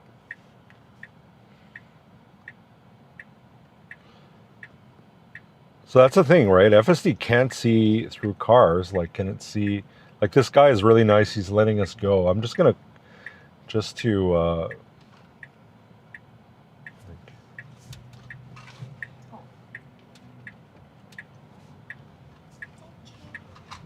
so like, even though he's giving hand signals inside the car can't see his hand signals. So as of right now, FSD can't see, especially here, people have, anybody who lives in, hot weather area, like folks have really dark tinted windows here, like to the point where I can't even see, or you can barely see their hand signals.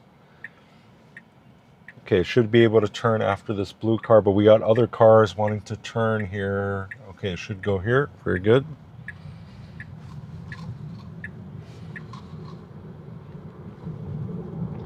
Like earlier, I was watching a little bit of David Moss's live stream with his cross-country drive. I think he's going from BC all the way to Nova Scotia. And I think they ran into this like mechanical arm in a construction area, and I think it didn't go, and he got honked from behind. And so camera-based system, I feel like that's its strong suit, right? Should be able to recognize situations like that when a motorized arm comes up or somebody's waving you through. But I guess that'll improve as the cameras have better resolution and they can see those fine details.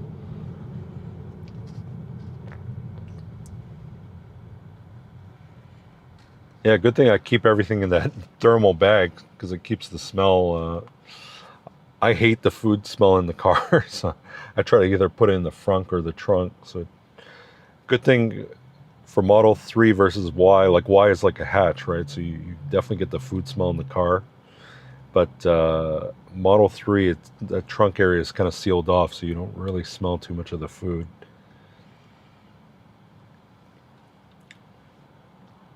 So you'll see here, we're going west, and that sun is, like, even me as a, even though I'm wearing sunglasses, it's just really bright.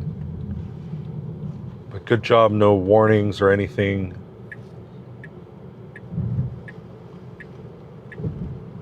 I do try to clean the cameras before every filming session, just to make sure there's, no dirty cameras or anything. Okay, weird. I don't know why I changed lanes there. Maybe tried to avoid a pothole.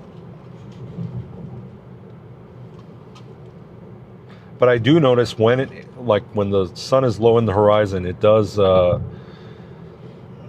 tend to be a little bit more cautious, right? Because I guess it doesn't have good definition of the road ahead.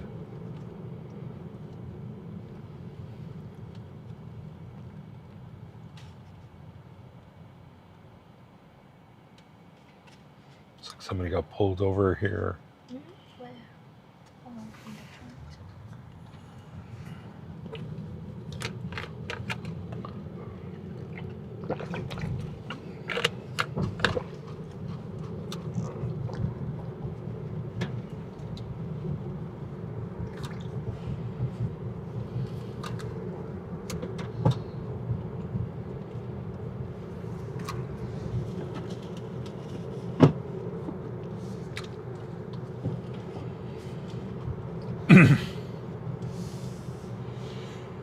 So far doing a good job even with the bright sun.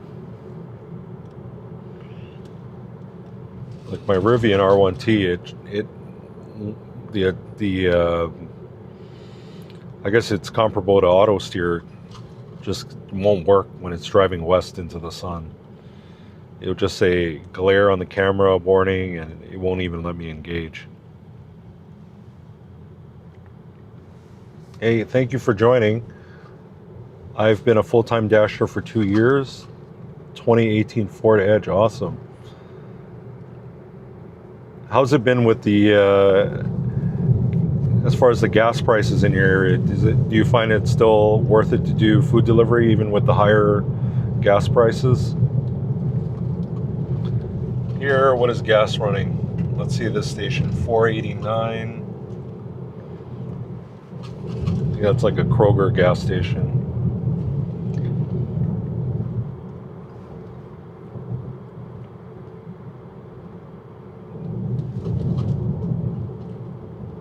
I notice, at least in my area, a lot of people maybe not stop, but at least slow down on DoorDash and Uber Eats just because of the high gas prices. I think a lot of people find that, after, I think I calculate it, right? I mean, because you're roughly doing about, in 1 hour, about 20 miles. So it's roughly, $5 every hour, right? So if you're doing $20 an hour, now your profit margin's down to $15 an hour. I'm in Canada, $2.19 a liter, so still do good, can't complain. All right, awesome. What part of Canada are you? Are you in BC, Ontario? Are the offers still good in Canada as far as people still tipping well? I think Vegas is not a bad place for like these food delivery apps because a lot of people work in the service industry. Like, of course, this is a tourist town, right? So a lot of people are tipped workers themselves. So I notice people do tip pretty well here. Now, of course, not everyone, but you do get folks who definitely do tip very well because I think they work in the, hospitality business. Vancouver Island, awesome. I love that part of Canada. Vancouver Island is really beautiful this time of the year.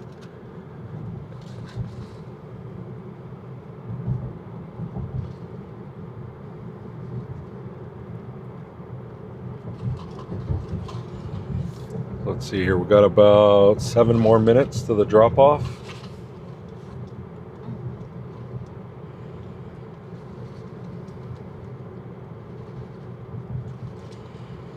Yeah, it's always interesting as far as profitability after everything's calculated doing gig work. Like, is it actually, worth it?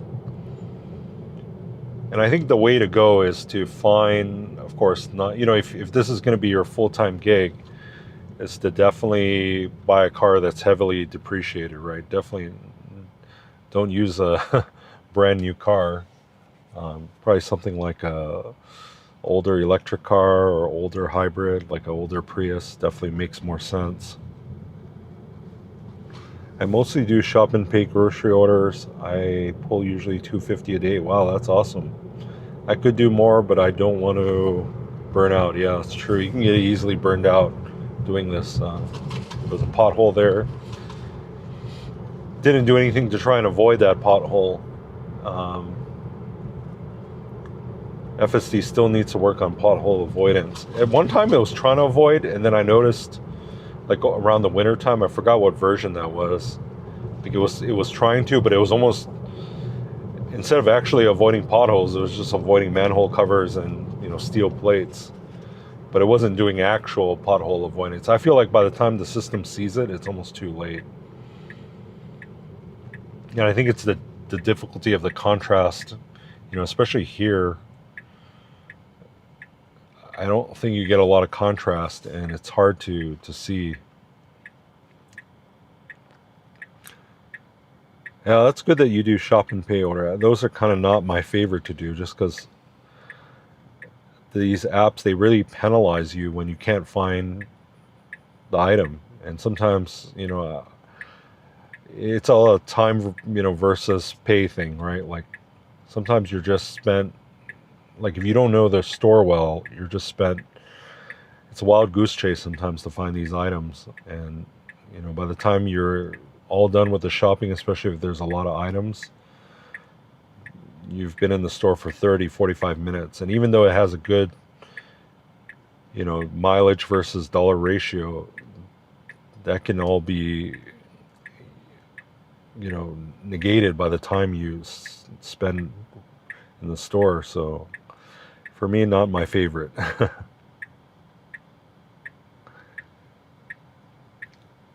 Do you guys have DoorDash in Canada? I think you do, right? There is DoorDash in Canada.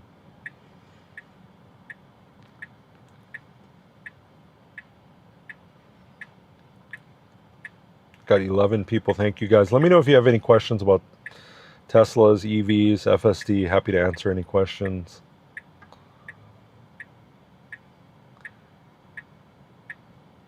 One of the great things about FSD is I can actually read the chat when I drive, or at least attempt to safely.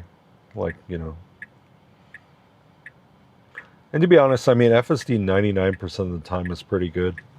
In the actual driving portion, it actually does really well. It's just the parking that I think it needs quite a bit of work on. So right back there, I don't know if you noticed, but it's almost like it's following the car in front, right? Like the Jeep went wide, we went wide. So sometimes people point out, hey, these amazing things about FSD, but it's just following the car in front. It's not making its own decision. It's like follow the leader kind of thing.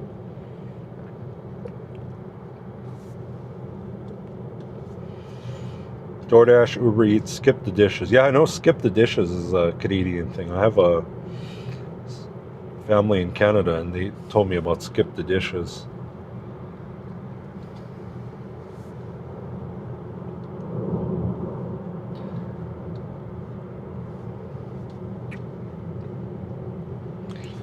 Yeah, question about the delivery time. Yeah, they definitely have a time that they want you to deliver by. So you can't, you know, if you veer off and try to, you know, do something else, they really frown upon that. Like going to the bathroom, or if you got to go put gas, they want you to pause the app or not be in the middle of an order to do anything like that. We have something called an on-time rating, and you know, if you dip too low, they'll go as far as to deactivate you from the platform. Okay, we got this RAV4 just decided to make a lane change super late. We got these kids on a scooter. Okay, good job. I'm thinking we have to turn here, right? No? No, Next one? Oh, okay.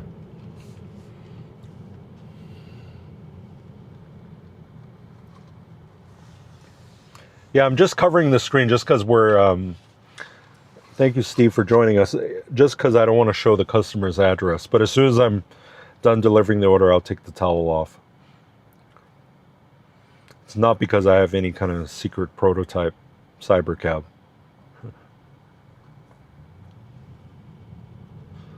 I saw these spy shots. No, I don't know if they're spy shots, but shots of cybercab with the steering wheel, and then they had the screen covered.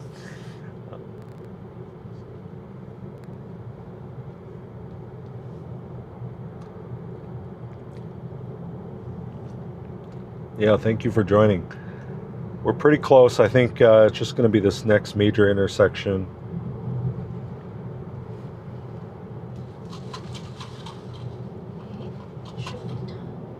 Here?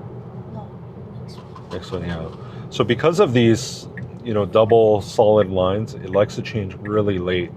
And that can sometimes throw off the other drivers because most folks, you know, change a little bit of hard brakes there, by the way. They change probably a, you know, good 200-300 feet before the turn, versus FSD is waiting for those dotted lines to appear before changing into the right-hand turn only lane.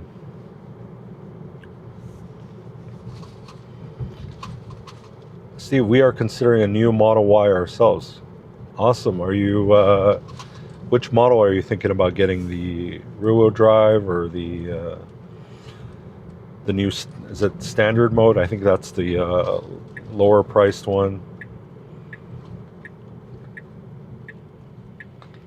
I did get that low priced, I don't know what you call it, the budget Model Y. Some people joke it's the Temu Model Y. But the seats, they are really creaky. Like, it has this clicking sound coming from it when you turn, you know, when your weight shifts in the seat. Sorry, I'm just going to click curbside. Okay. Looks like we're pulling up. Is it this house or in front? It's this one. Okay. Can you Pull up? maybe just gonna pull up so it gets her. It's easy for me to walk. Okay. Thank you. Okay.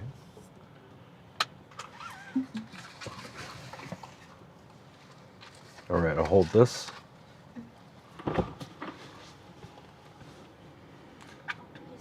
Okay. All right, I'll open the trunk for you. Okay, I'll take the towel off. Yeah, I definitely recommend the premium trim. That standard trim, I mean, I don't mind it, but I didn't find the seats very comfortable. Like, I find them kind of stiff. I don't mind the cloth. Like, that doesn't bother me. But if you're in a hot environment, I think having vented seats is a huge plus. The roof, I mean, yeah, I think, of course, it's much nicer with the panel roof. But I think you also get a larger battery pack, which to me is worth it. At least if you road trip a lot. Okay, that was good. We will just head back, see if we can catch maybe one or two more offers. We're up to 20 people in the room. Thank you guys for joining in. Florida here, hot and humid, so I definitely recommend the vented seats if for any humid climate like in Florida. Would you like to go to Rainbow? Sure. Is that where you want to go? Anywhere. Oh. Go back to Raising Cane's. I only do Raising Cane's order. Yeah. Lots of Raising Cane's orders.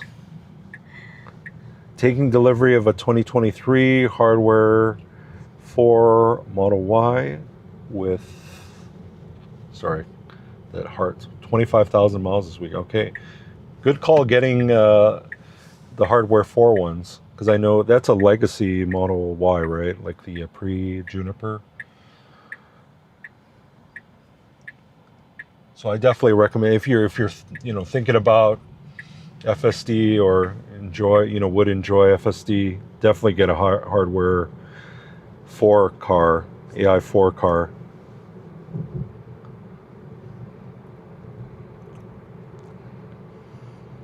Yeah, I had a Model Y before but that one was a hardware 3, and at that time FSD was really rough. It was not too good, back then. Okay, let's see here. Light probably is going to turn yellow anytime. Nope. Okay, good job. Slows down for this dip here. Very good job. Okay, smooth turn. So right there it did probably as perfect as I could do.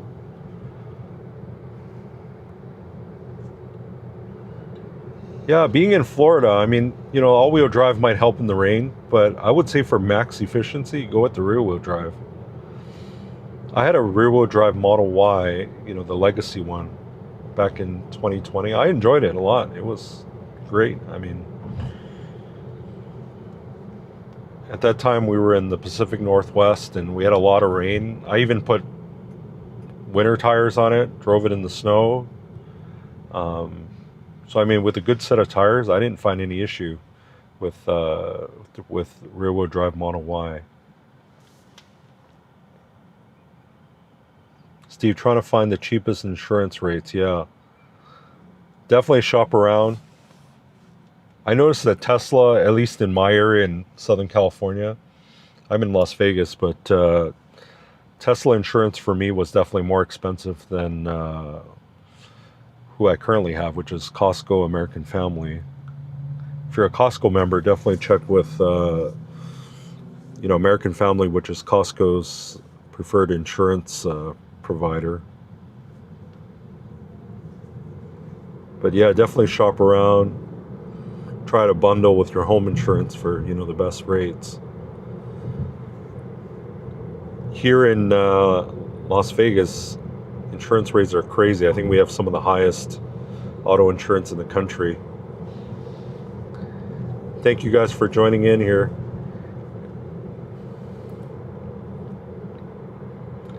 Tesla just came. Okay, so yeah, definitely check out Tesla insurance.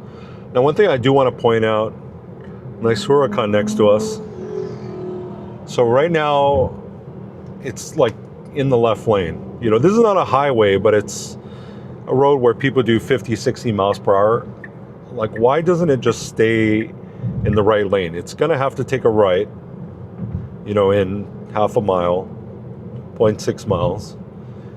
For the flow of traffic, that's still an issue with FSD, is it camps out in the left lane. You know, I know this is not a interstate or, you know, high speed, you know, highway, like, but it should stay in the right hand lane. I feel like, you know, otherwise people are passing on the right. I don't know, I grew up and drove a lot in other countries like Germany where, you know, the left lane is for passing. So I don't like when it camps out in the left lane. Okay, slowing down. Okay, that was kind of like a deep manhole cover, but it didn't do anything to avoid it there.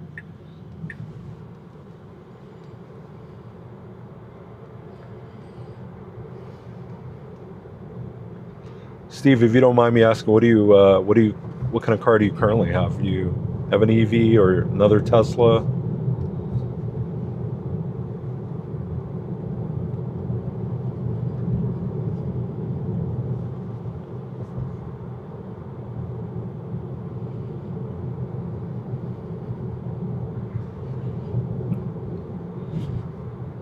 So far today we did Raising Cane's, Freddy's frozen custard. I was going to say frozen yogurt, but it's frozen custard. And we did another Raising Cane's. How much have we made today? Probably 30 something. $30, okay. How many do we do? So I've been, I think, out for about an hour, 40 minutes. So we're doing about $20 an hour. We've driven about 32 miles. So let's say if you're driving an efficient gas car, right? Most like cars like this, I don't know. I asked Rock what's the closest gas or petrol car to a Model 3, and it'd probably be like, I think a Camry is still bigger, but I would say like maybe a Corolla, like a CHR like this, maybe. That's kind of higher off the ground. But it said like Mazda 3, Corolla. Oh, look at that cute dog. Oh. A Civic, Honda Civic. And those probably get about 30 miles per gallon. So you'd probably be, you know, paying about $5 in gas, at least in this area. I know other parts of the country are cheaper. So I mean the gas savings, roughly about, you know, for every hour, it's about $4 cheaper. Like this is probably about a. Okay, I take the BJ's. Okay, we're going to BJ's Brew House. Navigate to BJ's Brew House.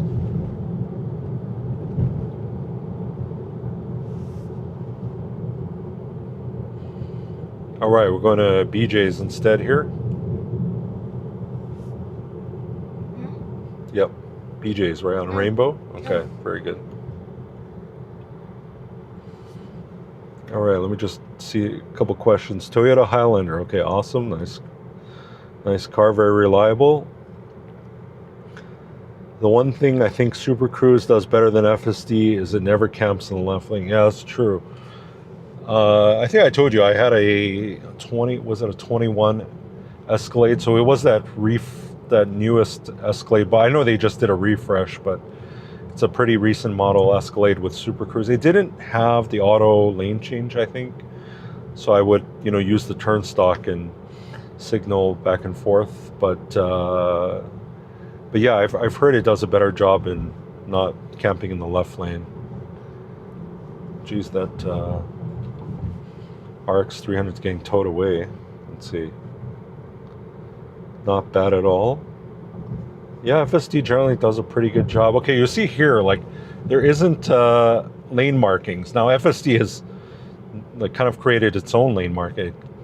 disappeared there, but it does a good job in not like just driving in the middle, right? I just took delivery of my 26 Model Y Premium rear-wheel drive. Congratulations. Great choice. Let's see, sorry, sometimes the text is super small. Okay, it's beeping at me. IQ. Is that what it says? There's the dog. Look at the dog. Oh, look. He's like talking to the car next to it. Yeah.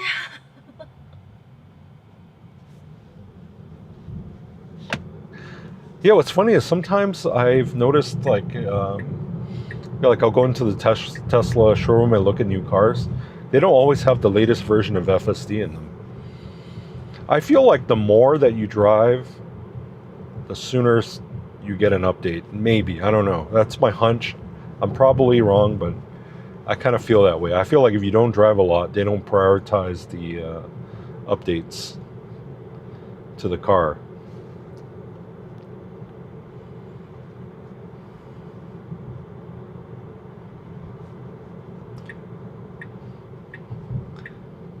Okay, great job.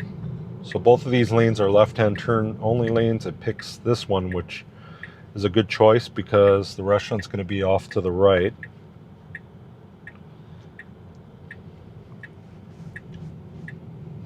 Okay, good smooth turn. This road has just been resurfaced, so it's nice and smooth.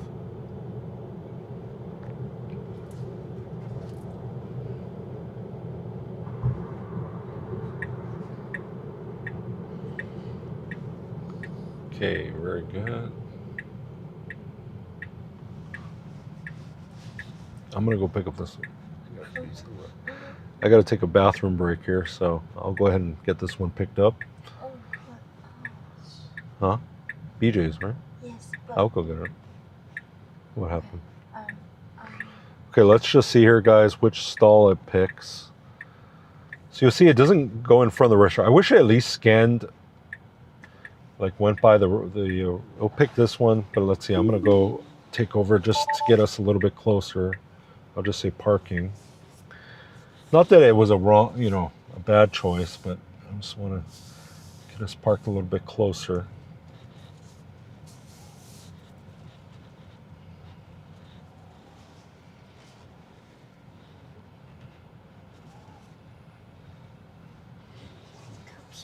Yeah, so I'll pick this one.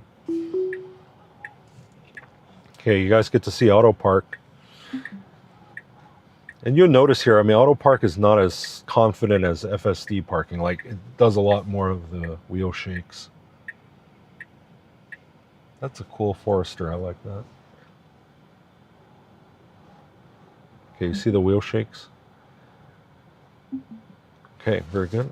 Okay, I'll go ahead and get this one picked up. Hang tight, guys. Okay, thank you. My mic. Okay, I gotta take off my mic. Back here in a second. Oh, you got another offer here. Walgreens. No, I don't want to shop at Walgreens.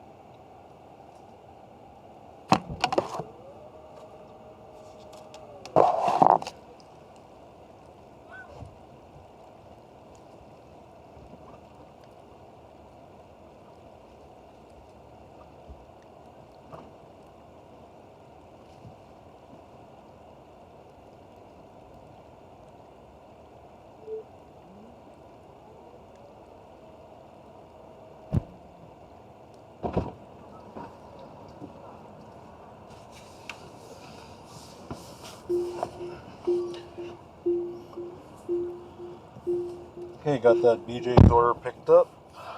Is this the one I have to send it?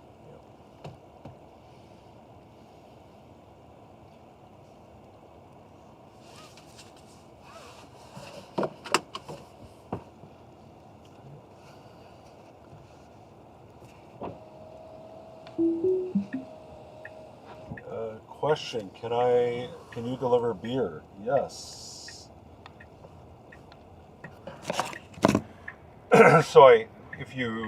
Usually the beers are through the shop and pay orders, so they definitely do alcohol delivery in this area. Generally I try and stay away from them just because it's another layer of liability.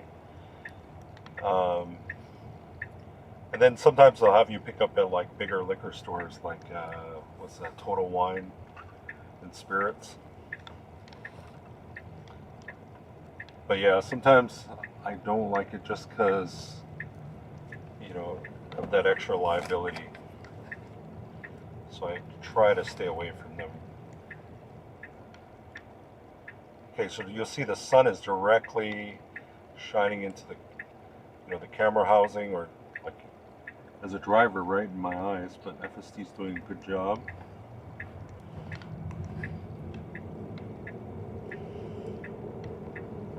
Let's see what it does here once I take another right here. Let's see how far we're going. 7 minutes, 2.4 miles. For anyone just joining you, I just cover the screen just so I don't show the customer's address. I'll probably show you a little bit more. Just because the car is doing all the navigation work, so I don't really have to look at the screen. Yeah, that sun was so bright. It's like I'm seeing the sun. Oh, you said the audio is worse. Oh, I think sorry. put the mic Thank you on. for reminding me. I forgot to put the mic back on. Thank you for the reminder.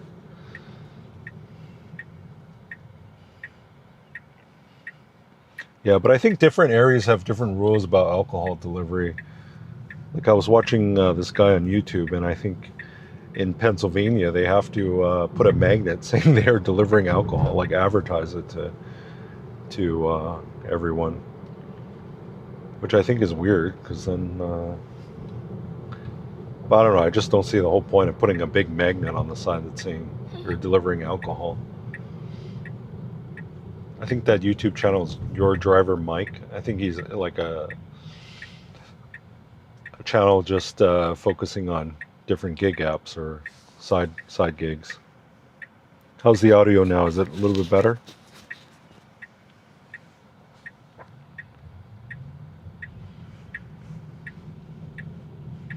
Okay, good smooth turn there.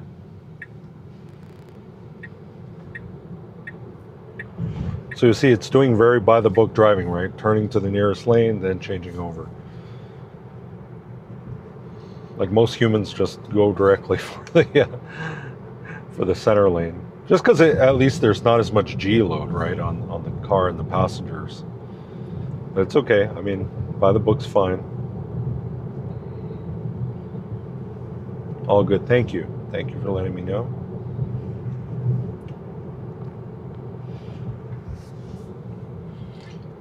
So we'll see. Like, people have said that the nags are better, so I don't know. I'm going to hold my phone like I'm paying attention. Bob, is this your first Tesla, or are you repeat Tesla owner?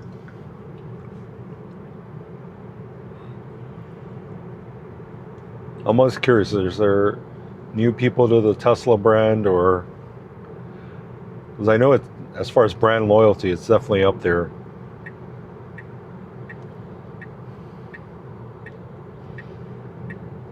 Thank you so much for all of you joining the stream and spending time here, hanging out.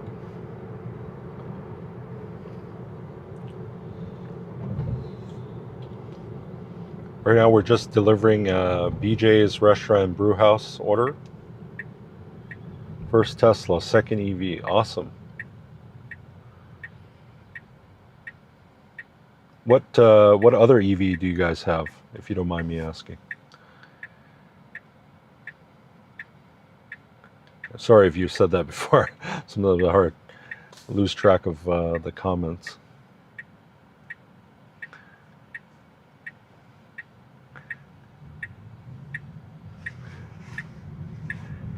And for any of you that do gig work and don't currently have an EV, are you thinking about maybe getting an EV due to the high gas prices?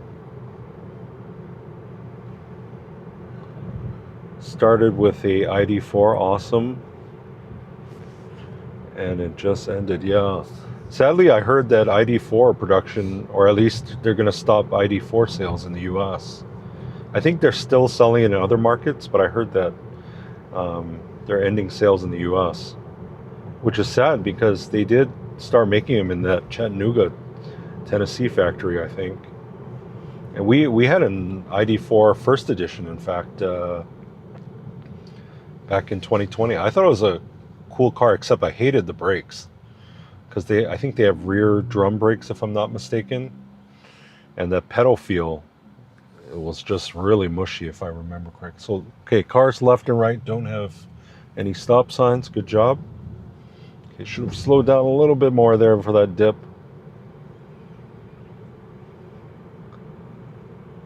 I found that I love driving electric, just not the ID4. Way too buggy. Yeah, once you drive electric, it's hard to go back to I'm not like somebody who's pushing everybody towards EVs, but I think if you have a way to home charge, it's a big game changer in terms of being able to adopt a EV into your lifestyle.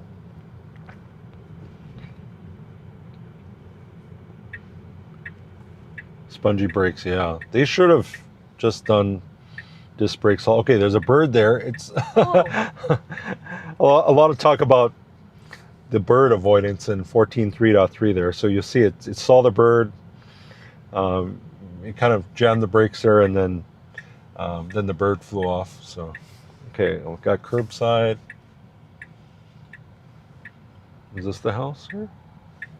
The silver one? Right here? Okay. Okay, I'm just gonna pull a little bit so you're not right up against the tree here. Yeah. Okay. Okay, so that's not an FSD problem. I'll just say other. Okay, we can take the towel down. I'll take that, turn off the signal. Road tripping 2, which is why I went for the max range on the Tesla. Yeah, I noticed the ID4 range wasn't all that great. Sorry, here, I have to pass her the soda. Are you able to grab the soda? 2 bags, right? Yeah. Okay. Yeah. Did you have, I think they gave like free Electrify America, right? For 2 years with the ID4. I did a whole bunch of road trips because of the free charging. I was driving all over the place, and it was awesome. Too bad not that many cars come with free charging anymore.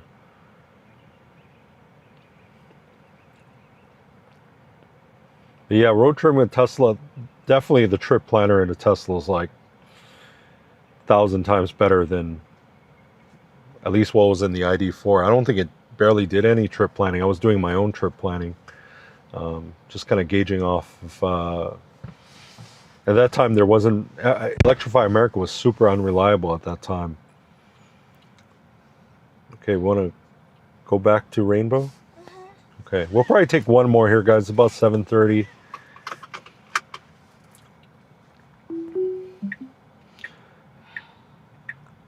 Yeah, Escalade IQ. Yeah, that's a monster. I think it's pretty much like a Silverado EV, right? Escalade IQ. So right there, it kind of jammed the brakes again. Something that needs to be ironed out. Still, like the braking smoothness was better in 14.2.2.5. I feel like, unless I'm remembering incorrectly. What happened to Oh, let's see here. because Let me just check the camera, folks. Well, maybe it's the mic. I don't know. No, I think so. Not sure. It looks like we're still okay.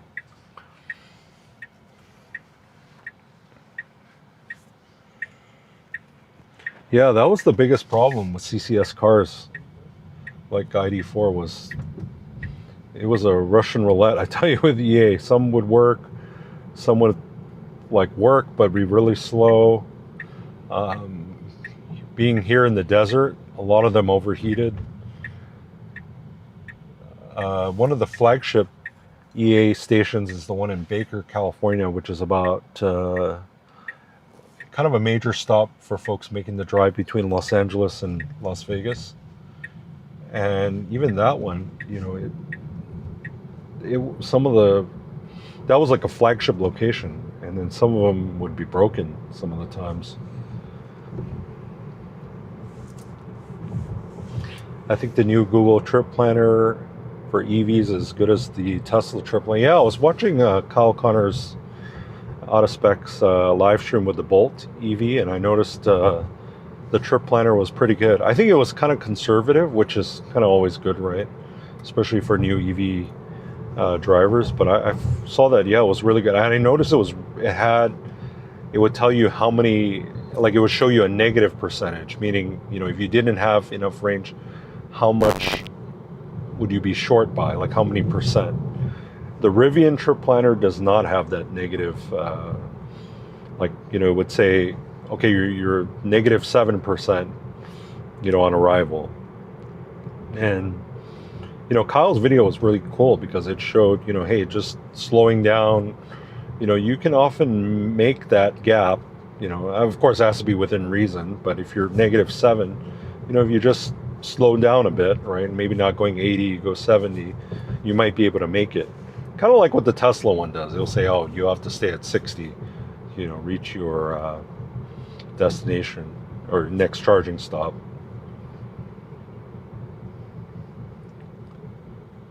I was just kind of thrown off there because I felt like it was speeding, but I think it was okay. It was doing 40 and a 35, which is fine. Yeah, VW trip planner, yeah, that. What really bugged me about the ID4 was the rear window switches. I hated them. Do you remember that? I only had 2 window switches. And then you'd have to, I think, push a button that said all or something like that. Like, I don't know how much pennies they were saving to do that, but I just thought it was a really wonky idea. We used it in our GM, and I really liked it. Yeah, real cool. So, do you have the? If I remember, you have a. Is it an optic? Is there no CarPlay anymore? I think they did away, right? GM's not using CarPlay anymore, and they're just using. I don't know if Android Auto or what, you know, whatever. Because I think it doesn't interface with a phone anymore. It like runs its own Android OS. And the way it, I remember his friend from Salt Lake drove out, and he was drafting off the Lucid Air. That was epic. Good stuff.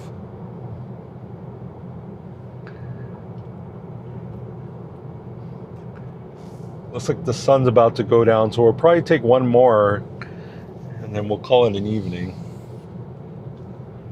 But nothing good. You see, usually Sundays are pretty busy, but today I think just a lot of people, even the traffic out here, not a lot of cars on the road. Usually in the Las Vegas area, a lot of people, you know, go to visit family. A lot of people from California, so a lot of people head to California for the long weekend.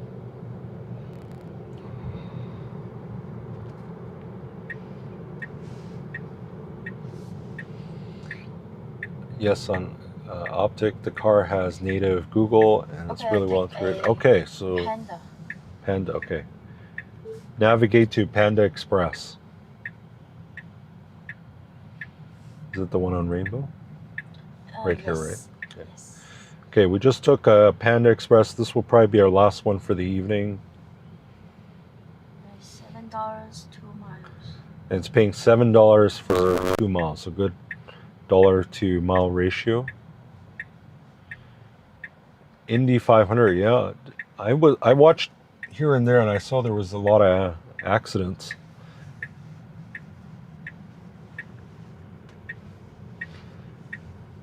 Did anybody catch the Formula One race? I saw George Russell's car just broke down. Unfortunate for the AMG team, Petronas team. Okay, so good job. It saw the car. I was like, my attention was looking left. So that was a good point where FSD does better, right? Because it can look at two different things. So it saw that Kia or Hyundai making that U-turn there. So that's like a area where, you know, I would have rolled because I was like, had all my attention to the left. But it did a good job there waiting for the guy to complete his U-turn there. So good job.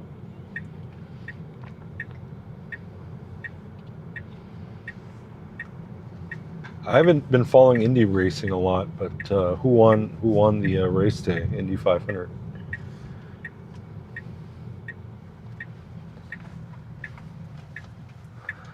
Okay, so the Panda Express is going to be in this shopping plaza here to the left.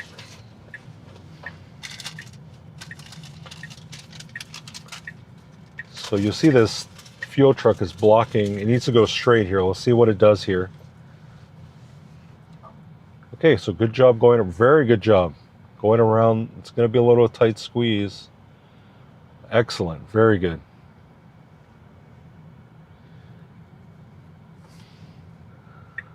Okay, I'm going to say, oh, okay, we'll say park actually, being that we're, you know what, there's parking up here, so I'll get you closer where you can go pick up the order. Right there. See, this is something about FSD I want to tell you guys about. It doesn't try to go in front of the restaurant. It just parks really far away. Like, it doesn't attempt to. I don't mind you parking far away, but you got to at least attempt to park a little bit closer. So I'll drop you off here and then you can grab the order. Okay. So I'll just say parking. I mean, it's not like a wrong parking choice, but yeah, I just think that FSD needs to at least attempt to park closer. I'm just going to back up here just because I think I'm under a tree, which is not good for FSD. But we got another guy pulling out here. Felix Rosenquist. Okay, I'm not too familiar with him, but I'm going to have to watch the replay for Indy 500. I always think it's cool they drink the milk at the end, because I think there's, like, that's a big dairy area, right, if I'm not mistaken.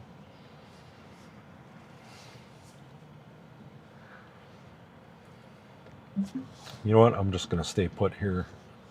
I think we're still okay with the Starlink. What year do you... This is a 25 Model 3 rear-wheel drive. I guess it's equivalent to a premium, but at that time they weren't calling them premiums or standards, but it has the moonroof, so I would guess it's equivalent to a premium trim. And then this is the refresh. I guess they call them Highland. Internal name. Cadillac F1 team, but they have a lot to learn. Yeah. Very cool that Cadillac's getting into F1. I mean, Cadillac still has some awesome cars. I mean, big fan of the Blackwing, you know, still doing, I think that's a supercharged V8. I still love performance cars. I've always been a performance car guy. Kind of what got me into Tesla was, you know, at that time, there were some of the fastest accelerating cars. I had a Model S. The very first Model S I had was a P85 Plus. Hey Shadow, thank you for joining the live stream here. Welcome to have you. So yeah, what got me into Teslas was all these performance models. But I just kind of got this one just, you know, I tried some other EVs, but I wanted to go back to Tesla to try full self-driving. So I'm just covering the screen here just so it don't show the... Oh, that's not the one? Oh, sorry.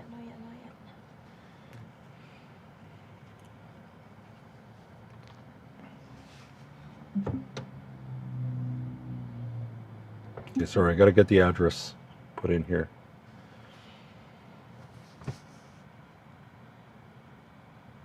A friend of mine has the Blackwing, nice ride. Yeah, that's a dream car for me. I'd love to get a Blackwing.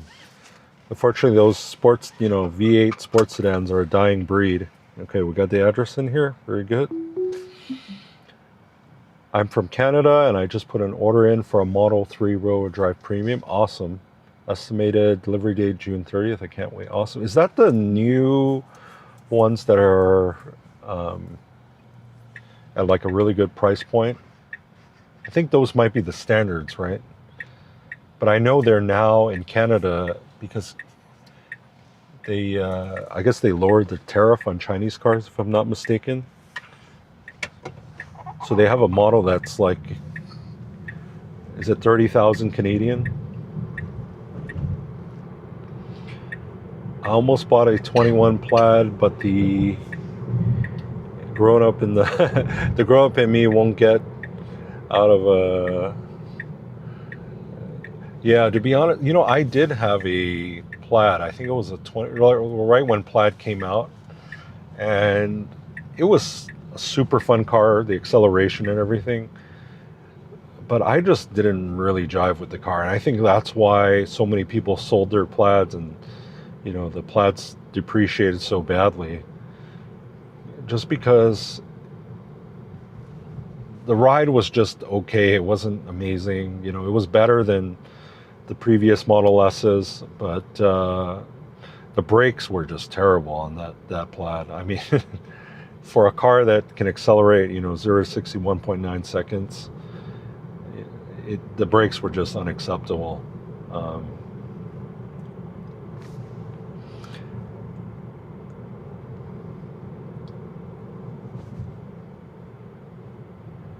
Yeah, no worries. Yeah, it's so funny now that Model S and X has been discontinued. Sorry, hard brakes there. Because I think, the platform has just showed its age.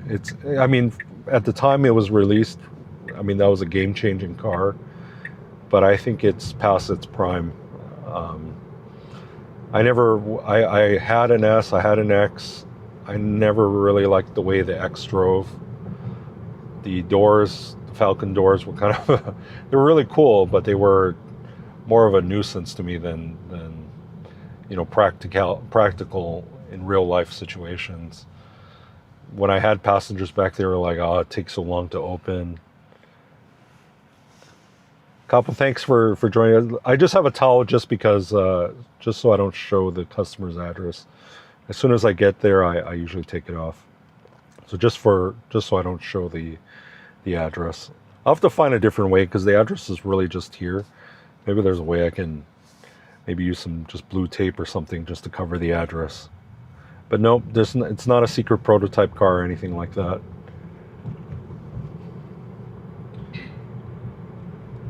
Yeah, funny enough, I mean the Escalade was the only Cadillac I ever owned, but yeah, I'd love to have a Blackwing V. I think is that a CT5, right, sedan? I'm not really into. I don't know all the different models for Cadillac, but yeah. But when I've had like Cadillac just regular CT5 rental cars, I find them nice driving cars. But just sedans are just not popular anymore, right? Even Model 3 and Model Y, I think Y sells probably 3 to 1, if not even more.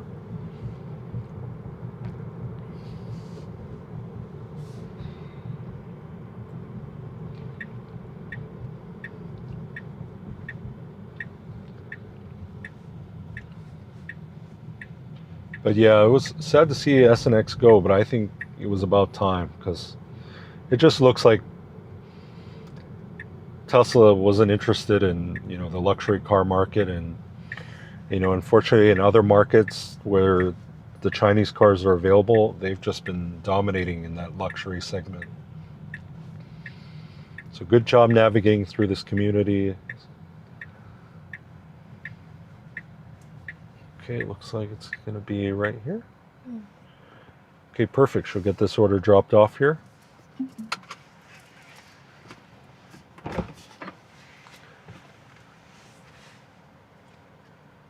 Okay, I'll take the towel off now that the address is gone.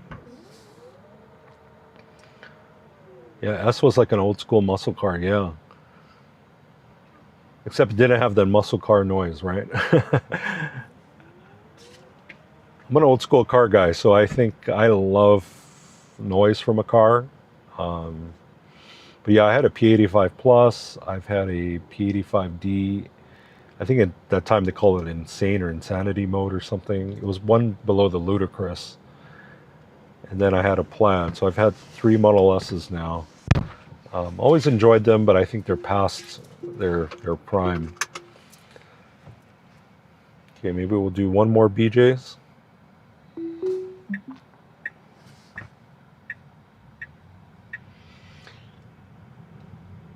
The only thing I liked on the Model Y was its capacity. If you have a big family, other than the Model 3 is a much more sleek. Yeah. And I'm surprised. That's why I'm surprised the Y hasn't made it to the US yet. But I think the reason is because it's made in Gigafactory Shanghai. That's why, Australia has it. Okay, oh, a bit rough on that speed bump there. Speed bumps still need work with FSD. Yeah, so I think Model Y is made in Gigafactory Shanghai, so that's why it hasn't come to the US yet. I guess they're still working on production plans for it.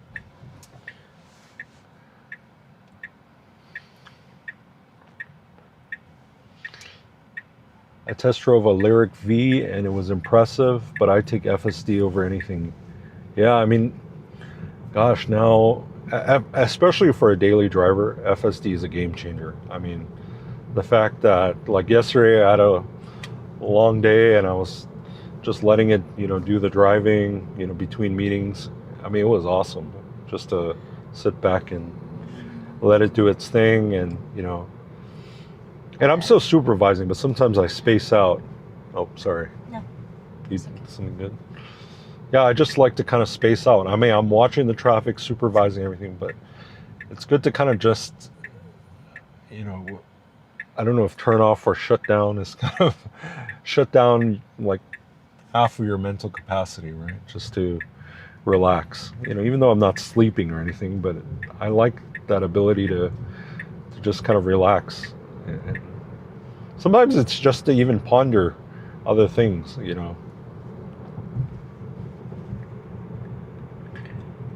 Camaros, yeah, I love Camaros. Almost bought this, I forgot what year it was, but at that time they had this, had somewhat cool suspender. I forgot what model it was. It was around 2018 or 17. They had this, I forgot, was it a Z something packaged Camaro, but it had these special shocks made by, I think, DSV or something. I'm really into suspension, so I love Camaros.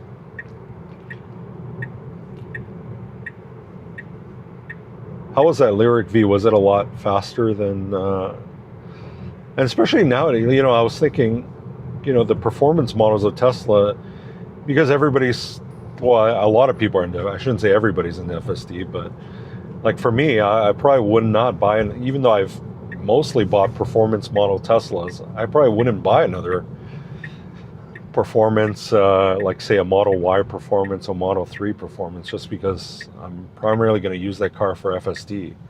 And I feel like if I'm looking for a performance car, I would probably choose a petrol car over an EV. Yep, I agree. FSD is amazing for long trips. It's insane. I did a trip from Los Angeles to Las Vegas, and it was amazing. The ride was so smooth, nothing to intervene. I only had to do one stop to charge, yeah. So, I mean, actually, highway is where it really excels, right? Like, I know there's some minor issues with So again, we're navigating to the BJ's, but it parks like in a totally different parking lot. It's far. Yeah, if you do long trips, FSD is a total game changer. Definitely worth the $100 a month.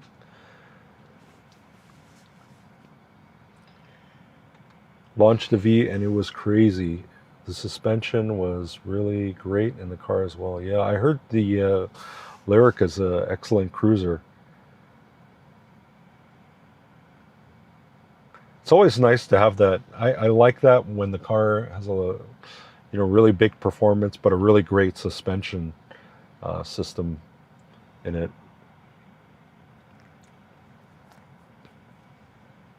That's why I really like the Porsche cars. They have that good blend of like Panamera and Taycan. They really have that good blend of how do you say it? Comfort, but yet good sporting handling characteristics.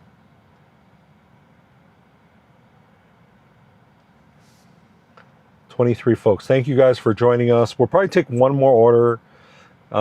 Here at this channel, we're just trying to demonstrate how FSD does these food delivery gig apps. It was just kind of a funny idea that I came up with. Should I take Pizza Hut and tteokbokki?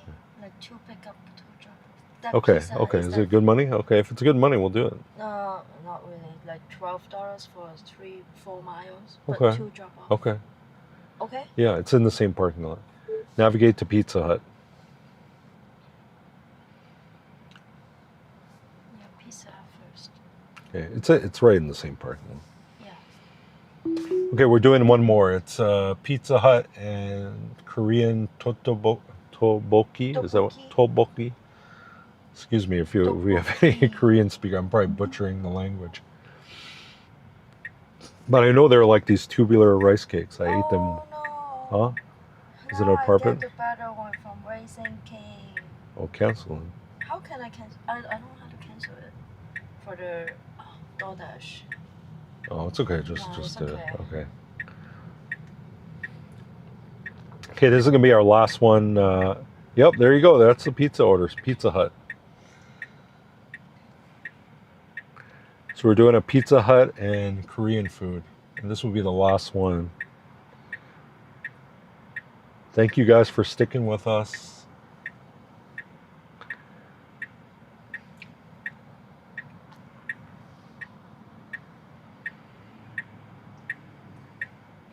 And the pizza and the Korean place are in the same shopping center, so be easy pickup.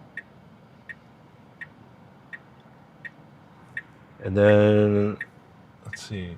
Okay, it almost went there, but it didn't. I should show you guys. Here, let me take it off the mount so you guys can see. Okay, it could go here, it could go now. Oh, let's see, it was that. Okay, should go after this. All right, good job. So it cuts across.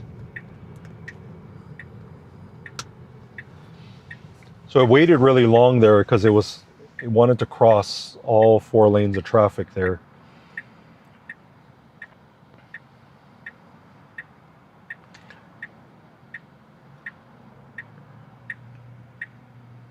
I'm always like a little apprehensive and nervous when it's waiting super long because I don't know if I'm traumatized by people honking at me.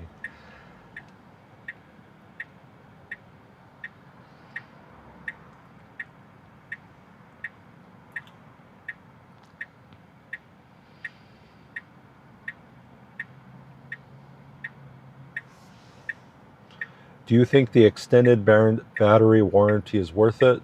It's $2,000, but I think it's better to upgrade cars. And yeah, that's kind of my thought too, is I just not an extended warranty kind of guy. I mean, a battery, yeah, is going to cost more than $2,000, but if you're anything like me and most other Tesla owners, I think it's better to just upgrade, especially because I want the latest, tech, especially for FSD. Like, I never got why people wanted to pay for FSD, spend the $10,000 all at once.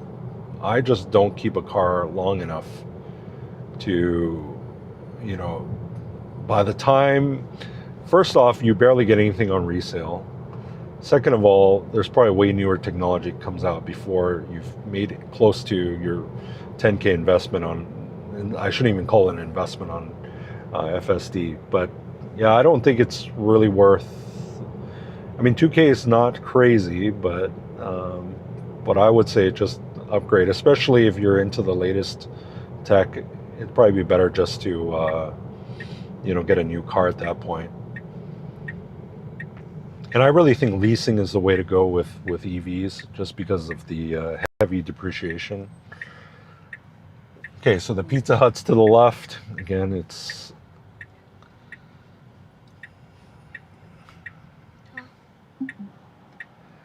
parking far, far away.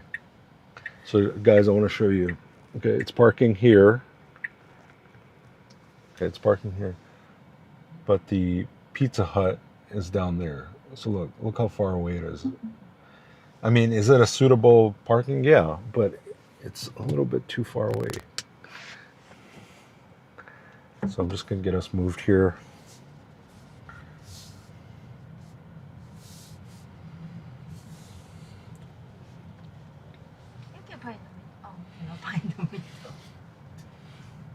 This food guy just parked in the middle. Here, I'll park here. Okay. Yeah. I'll just have to be cognizant of So that's the middle. not blocking or not where to jam up the Starlink.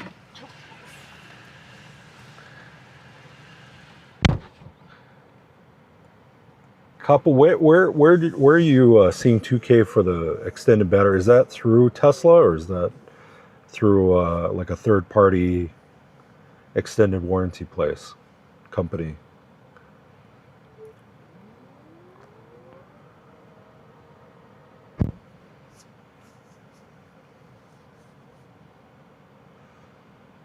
She's just getting this Pizza Hut and this Korean food picked up here, and this will definitely be our last one.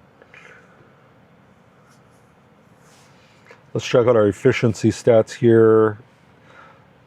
So far we're doing 187 watt hours per mile. And we've been driving for about 44 miles. It's used about 8.3 kilowatt hours. And just to give you guys an idea for folks that are new to EVs, that's about like an hour of charging. So for an hour of charging, I go home, throw it on the charger in 1 hour, I'd be back to where I started in terms of, battery. It doesn't take especially Model 3 rear-wheel drive being this efficient, it doesn't take very long to replenish the power. Starlink, yes, I have it mounted. I'll show you just behind here. So it's on this cheap mount that I got from Amazon. I probably should get a better one, but I have it connected to this battery bank back here.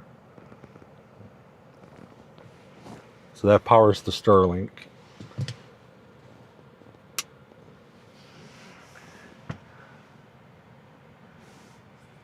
Back hatch window. Yeah, that's pretty much where I've got it.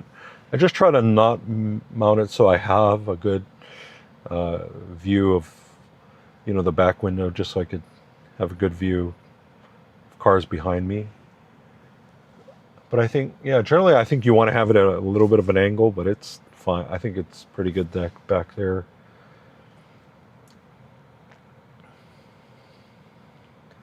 Yep, good stats. Not too many dropouts. Let's see. Let's do a quick speed test for Starlink. See what we're getting. Not great speeds, but I don't know. Maybe it's not in the... Maybe this tree is blocking some of the satellites.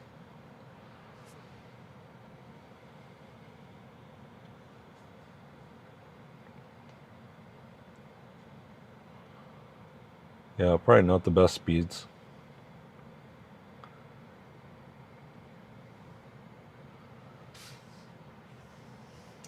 Bob, do you always have your Starlink running, or do you just kind of use it for road trips?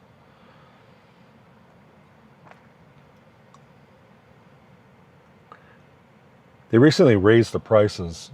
I think it used to be $165 for unlimited for the month. Now it's $175. Yeah, efficiency is awesome with Model 3. I mean, I was thinking about buying a Lucid Air for the longest time, and and I said, wow, this thing's actually even more efficient than. Of course, this is Model 3 is a much smaller car than a Lucid Air, but I mean, it's just my wife and I, so we don't need a ton of space. Um, but yeah, I mean, anything pushing over 5 miles per kilowatt hours is really something.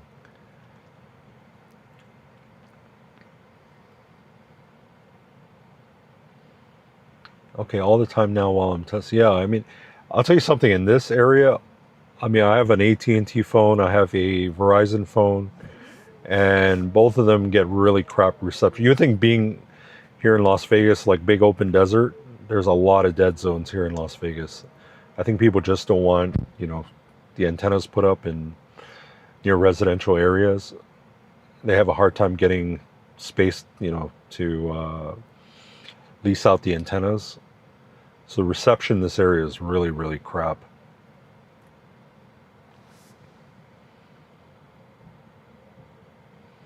Yeah, Lucid's awesome, but I think you meant to say tech, if I'm not mistaken, isn't mature. Yeah, I saw is it Jason Fensky Engineering explain the whole fiasco he had with his Air.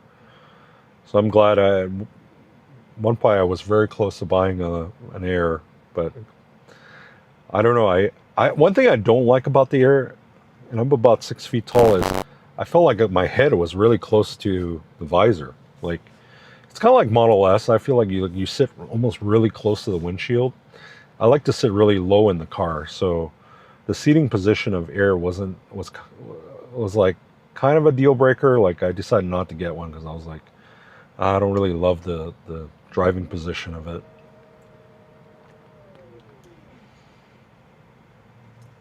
But I never spent a whole lot of time with it, so I can't talk about the bugs or anything. But it seems like people that I know that have them, yeah, say like the software's really buggy, especially the phone key system. Like it would just go on and off, and you know.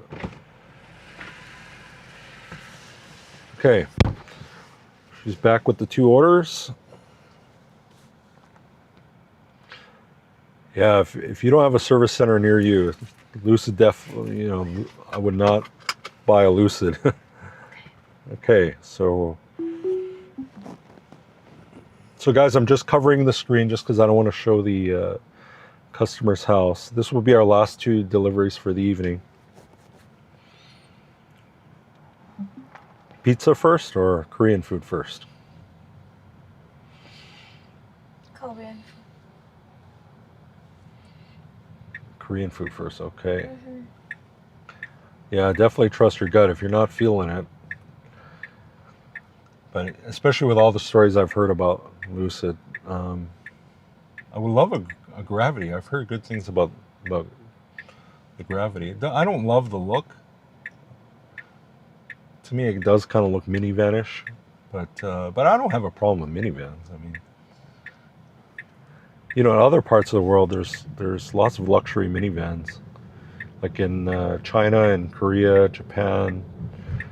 A lot of CEOs ride in minivans. They have really luxurious minivans. But here in America, I think they're associated with like soccer mom cars. So.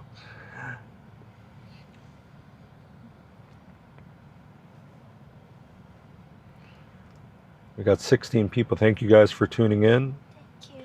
If you're enjoying the stream, please consider hitting that like button and subscribing for future live streams. I'm going to try definitely do at least 3 live streams a week when I have time. It's always a struggle for time, right, in life. What is a good time? Do you guys like the lunchtime better or the doing the dinner?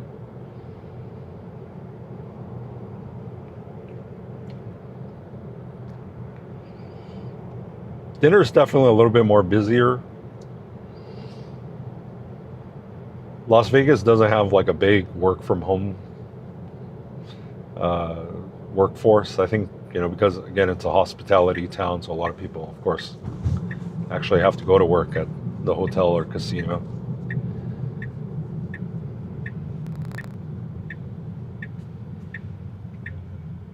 I agree, yeah, not a minivan fan. Yeah, I wish they made it more SUV-like, but I guess then the efficiency wouldn't be as good. Ooh.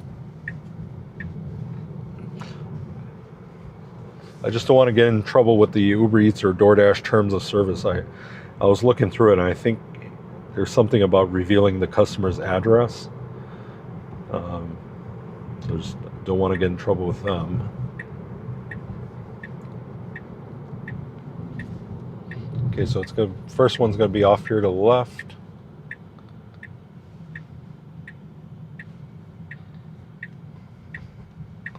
So you see houses like this, it could totally do the delivery, right? The restaurant employee could just throw the order in the trunk and off, robo-taxi goes to deliver to person's house. I can go. Okay.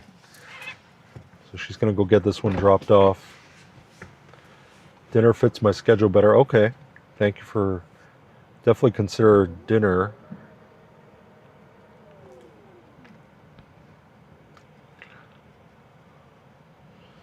My day work is pretty flexible, so I try to just do them 2 hours at a time whenever I can.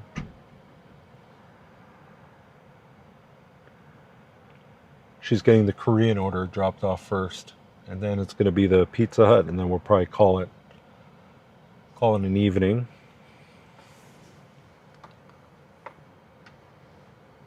One thing I like about Tesla is they don't look like every other car out there. Yeah, I mean, I think the car's looking a lot better now. Like, I think previous gen Model Y may have, some people say it looks generic.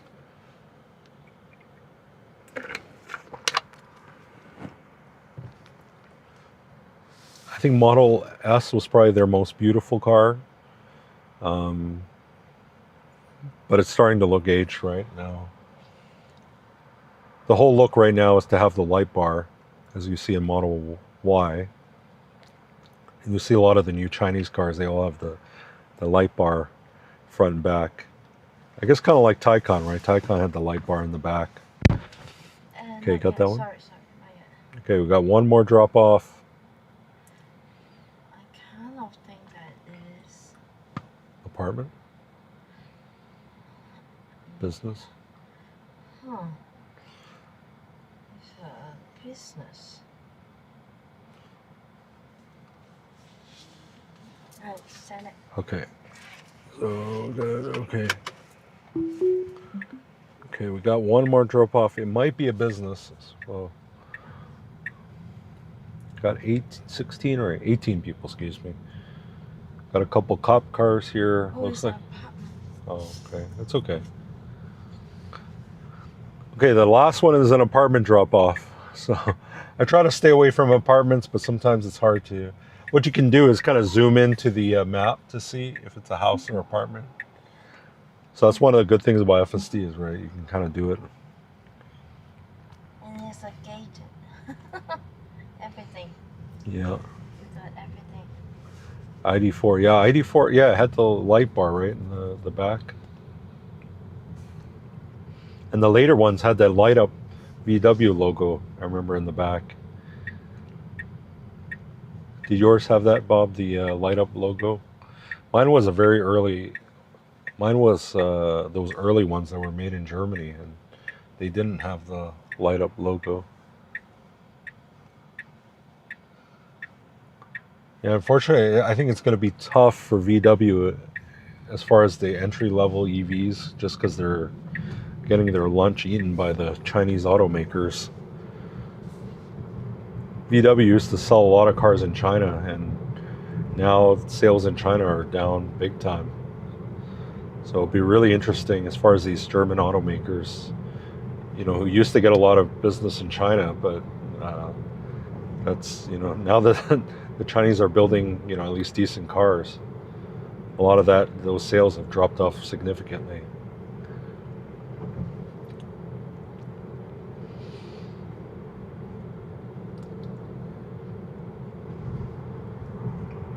And I really wish some of these Chinese cars would come to America. You know, I understand the auto business and manufacturing in the U.S. It provides a lot of manufacturing jobs, but I hope, you know, whether it's American and Chinese, whatever, Jeff, you know, I want to see more people give Tesla some, you know, a run for its money for FSD. I want to see some of these other systems.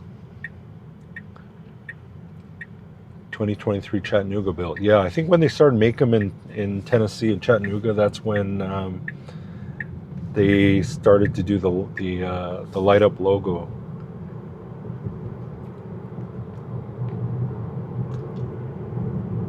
But yeah, I just wish there was more players doing FSD. I think NVIDIA, right? There were during CES they unveiled the NVIDIA one. I've heard mixed things about it. I've heard, you know, it's not as good as FSD. You know, still needs work.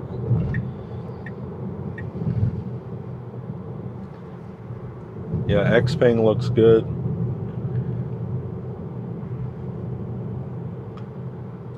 I have not driven any of the Chinese cars. I really hope to take a trip, maybe to Europe or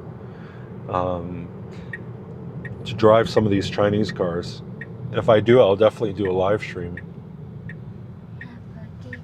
Okay, gate code. All right, I'm gonna have to take over here, guys. So again, does not pull up to the gate.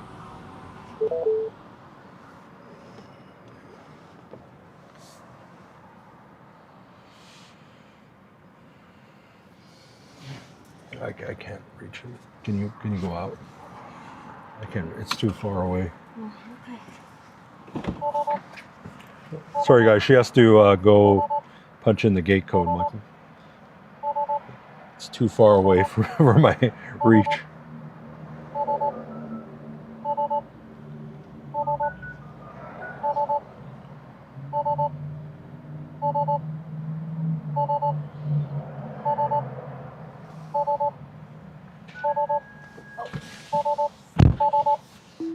Okay, so gates open. Which side? I don't know. Just go. Okay. It's use left gate. Okay, we gotta Is it change. too late?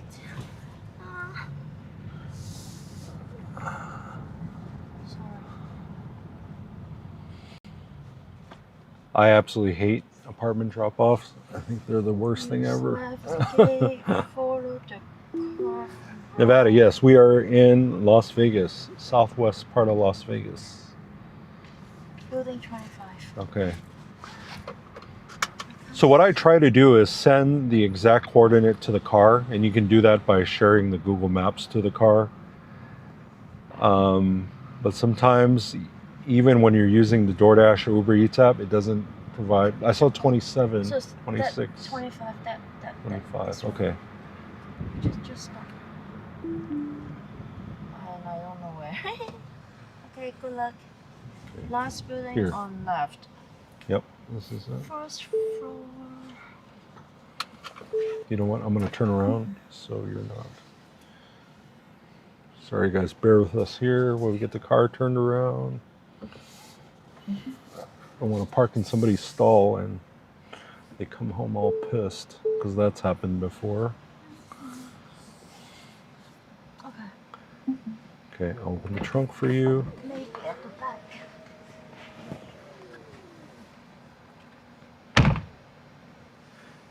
Can go to Mexico or Canada drive. Yeah, Mexico, but I'm just not sure if I could rent one in Mexico.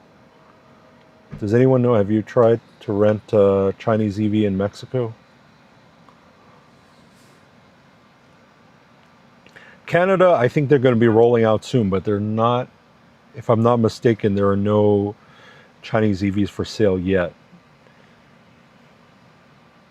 Or at least to drive. I guess I'm not, able to go as a journalist or anything yet.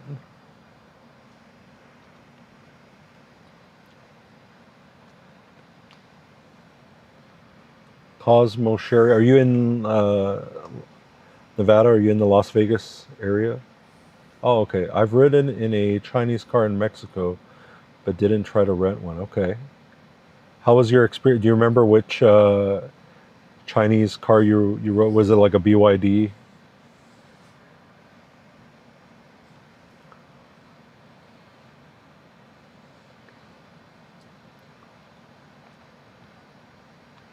I'm gonna look into that. Maybe I could rent one in Tijuana.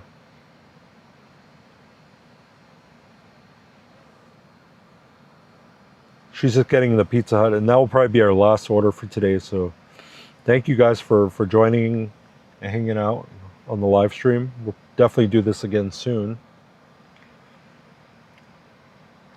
I think I've got the settings kind of dialed in. It was much better, I think, at the end.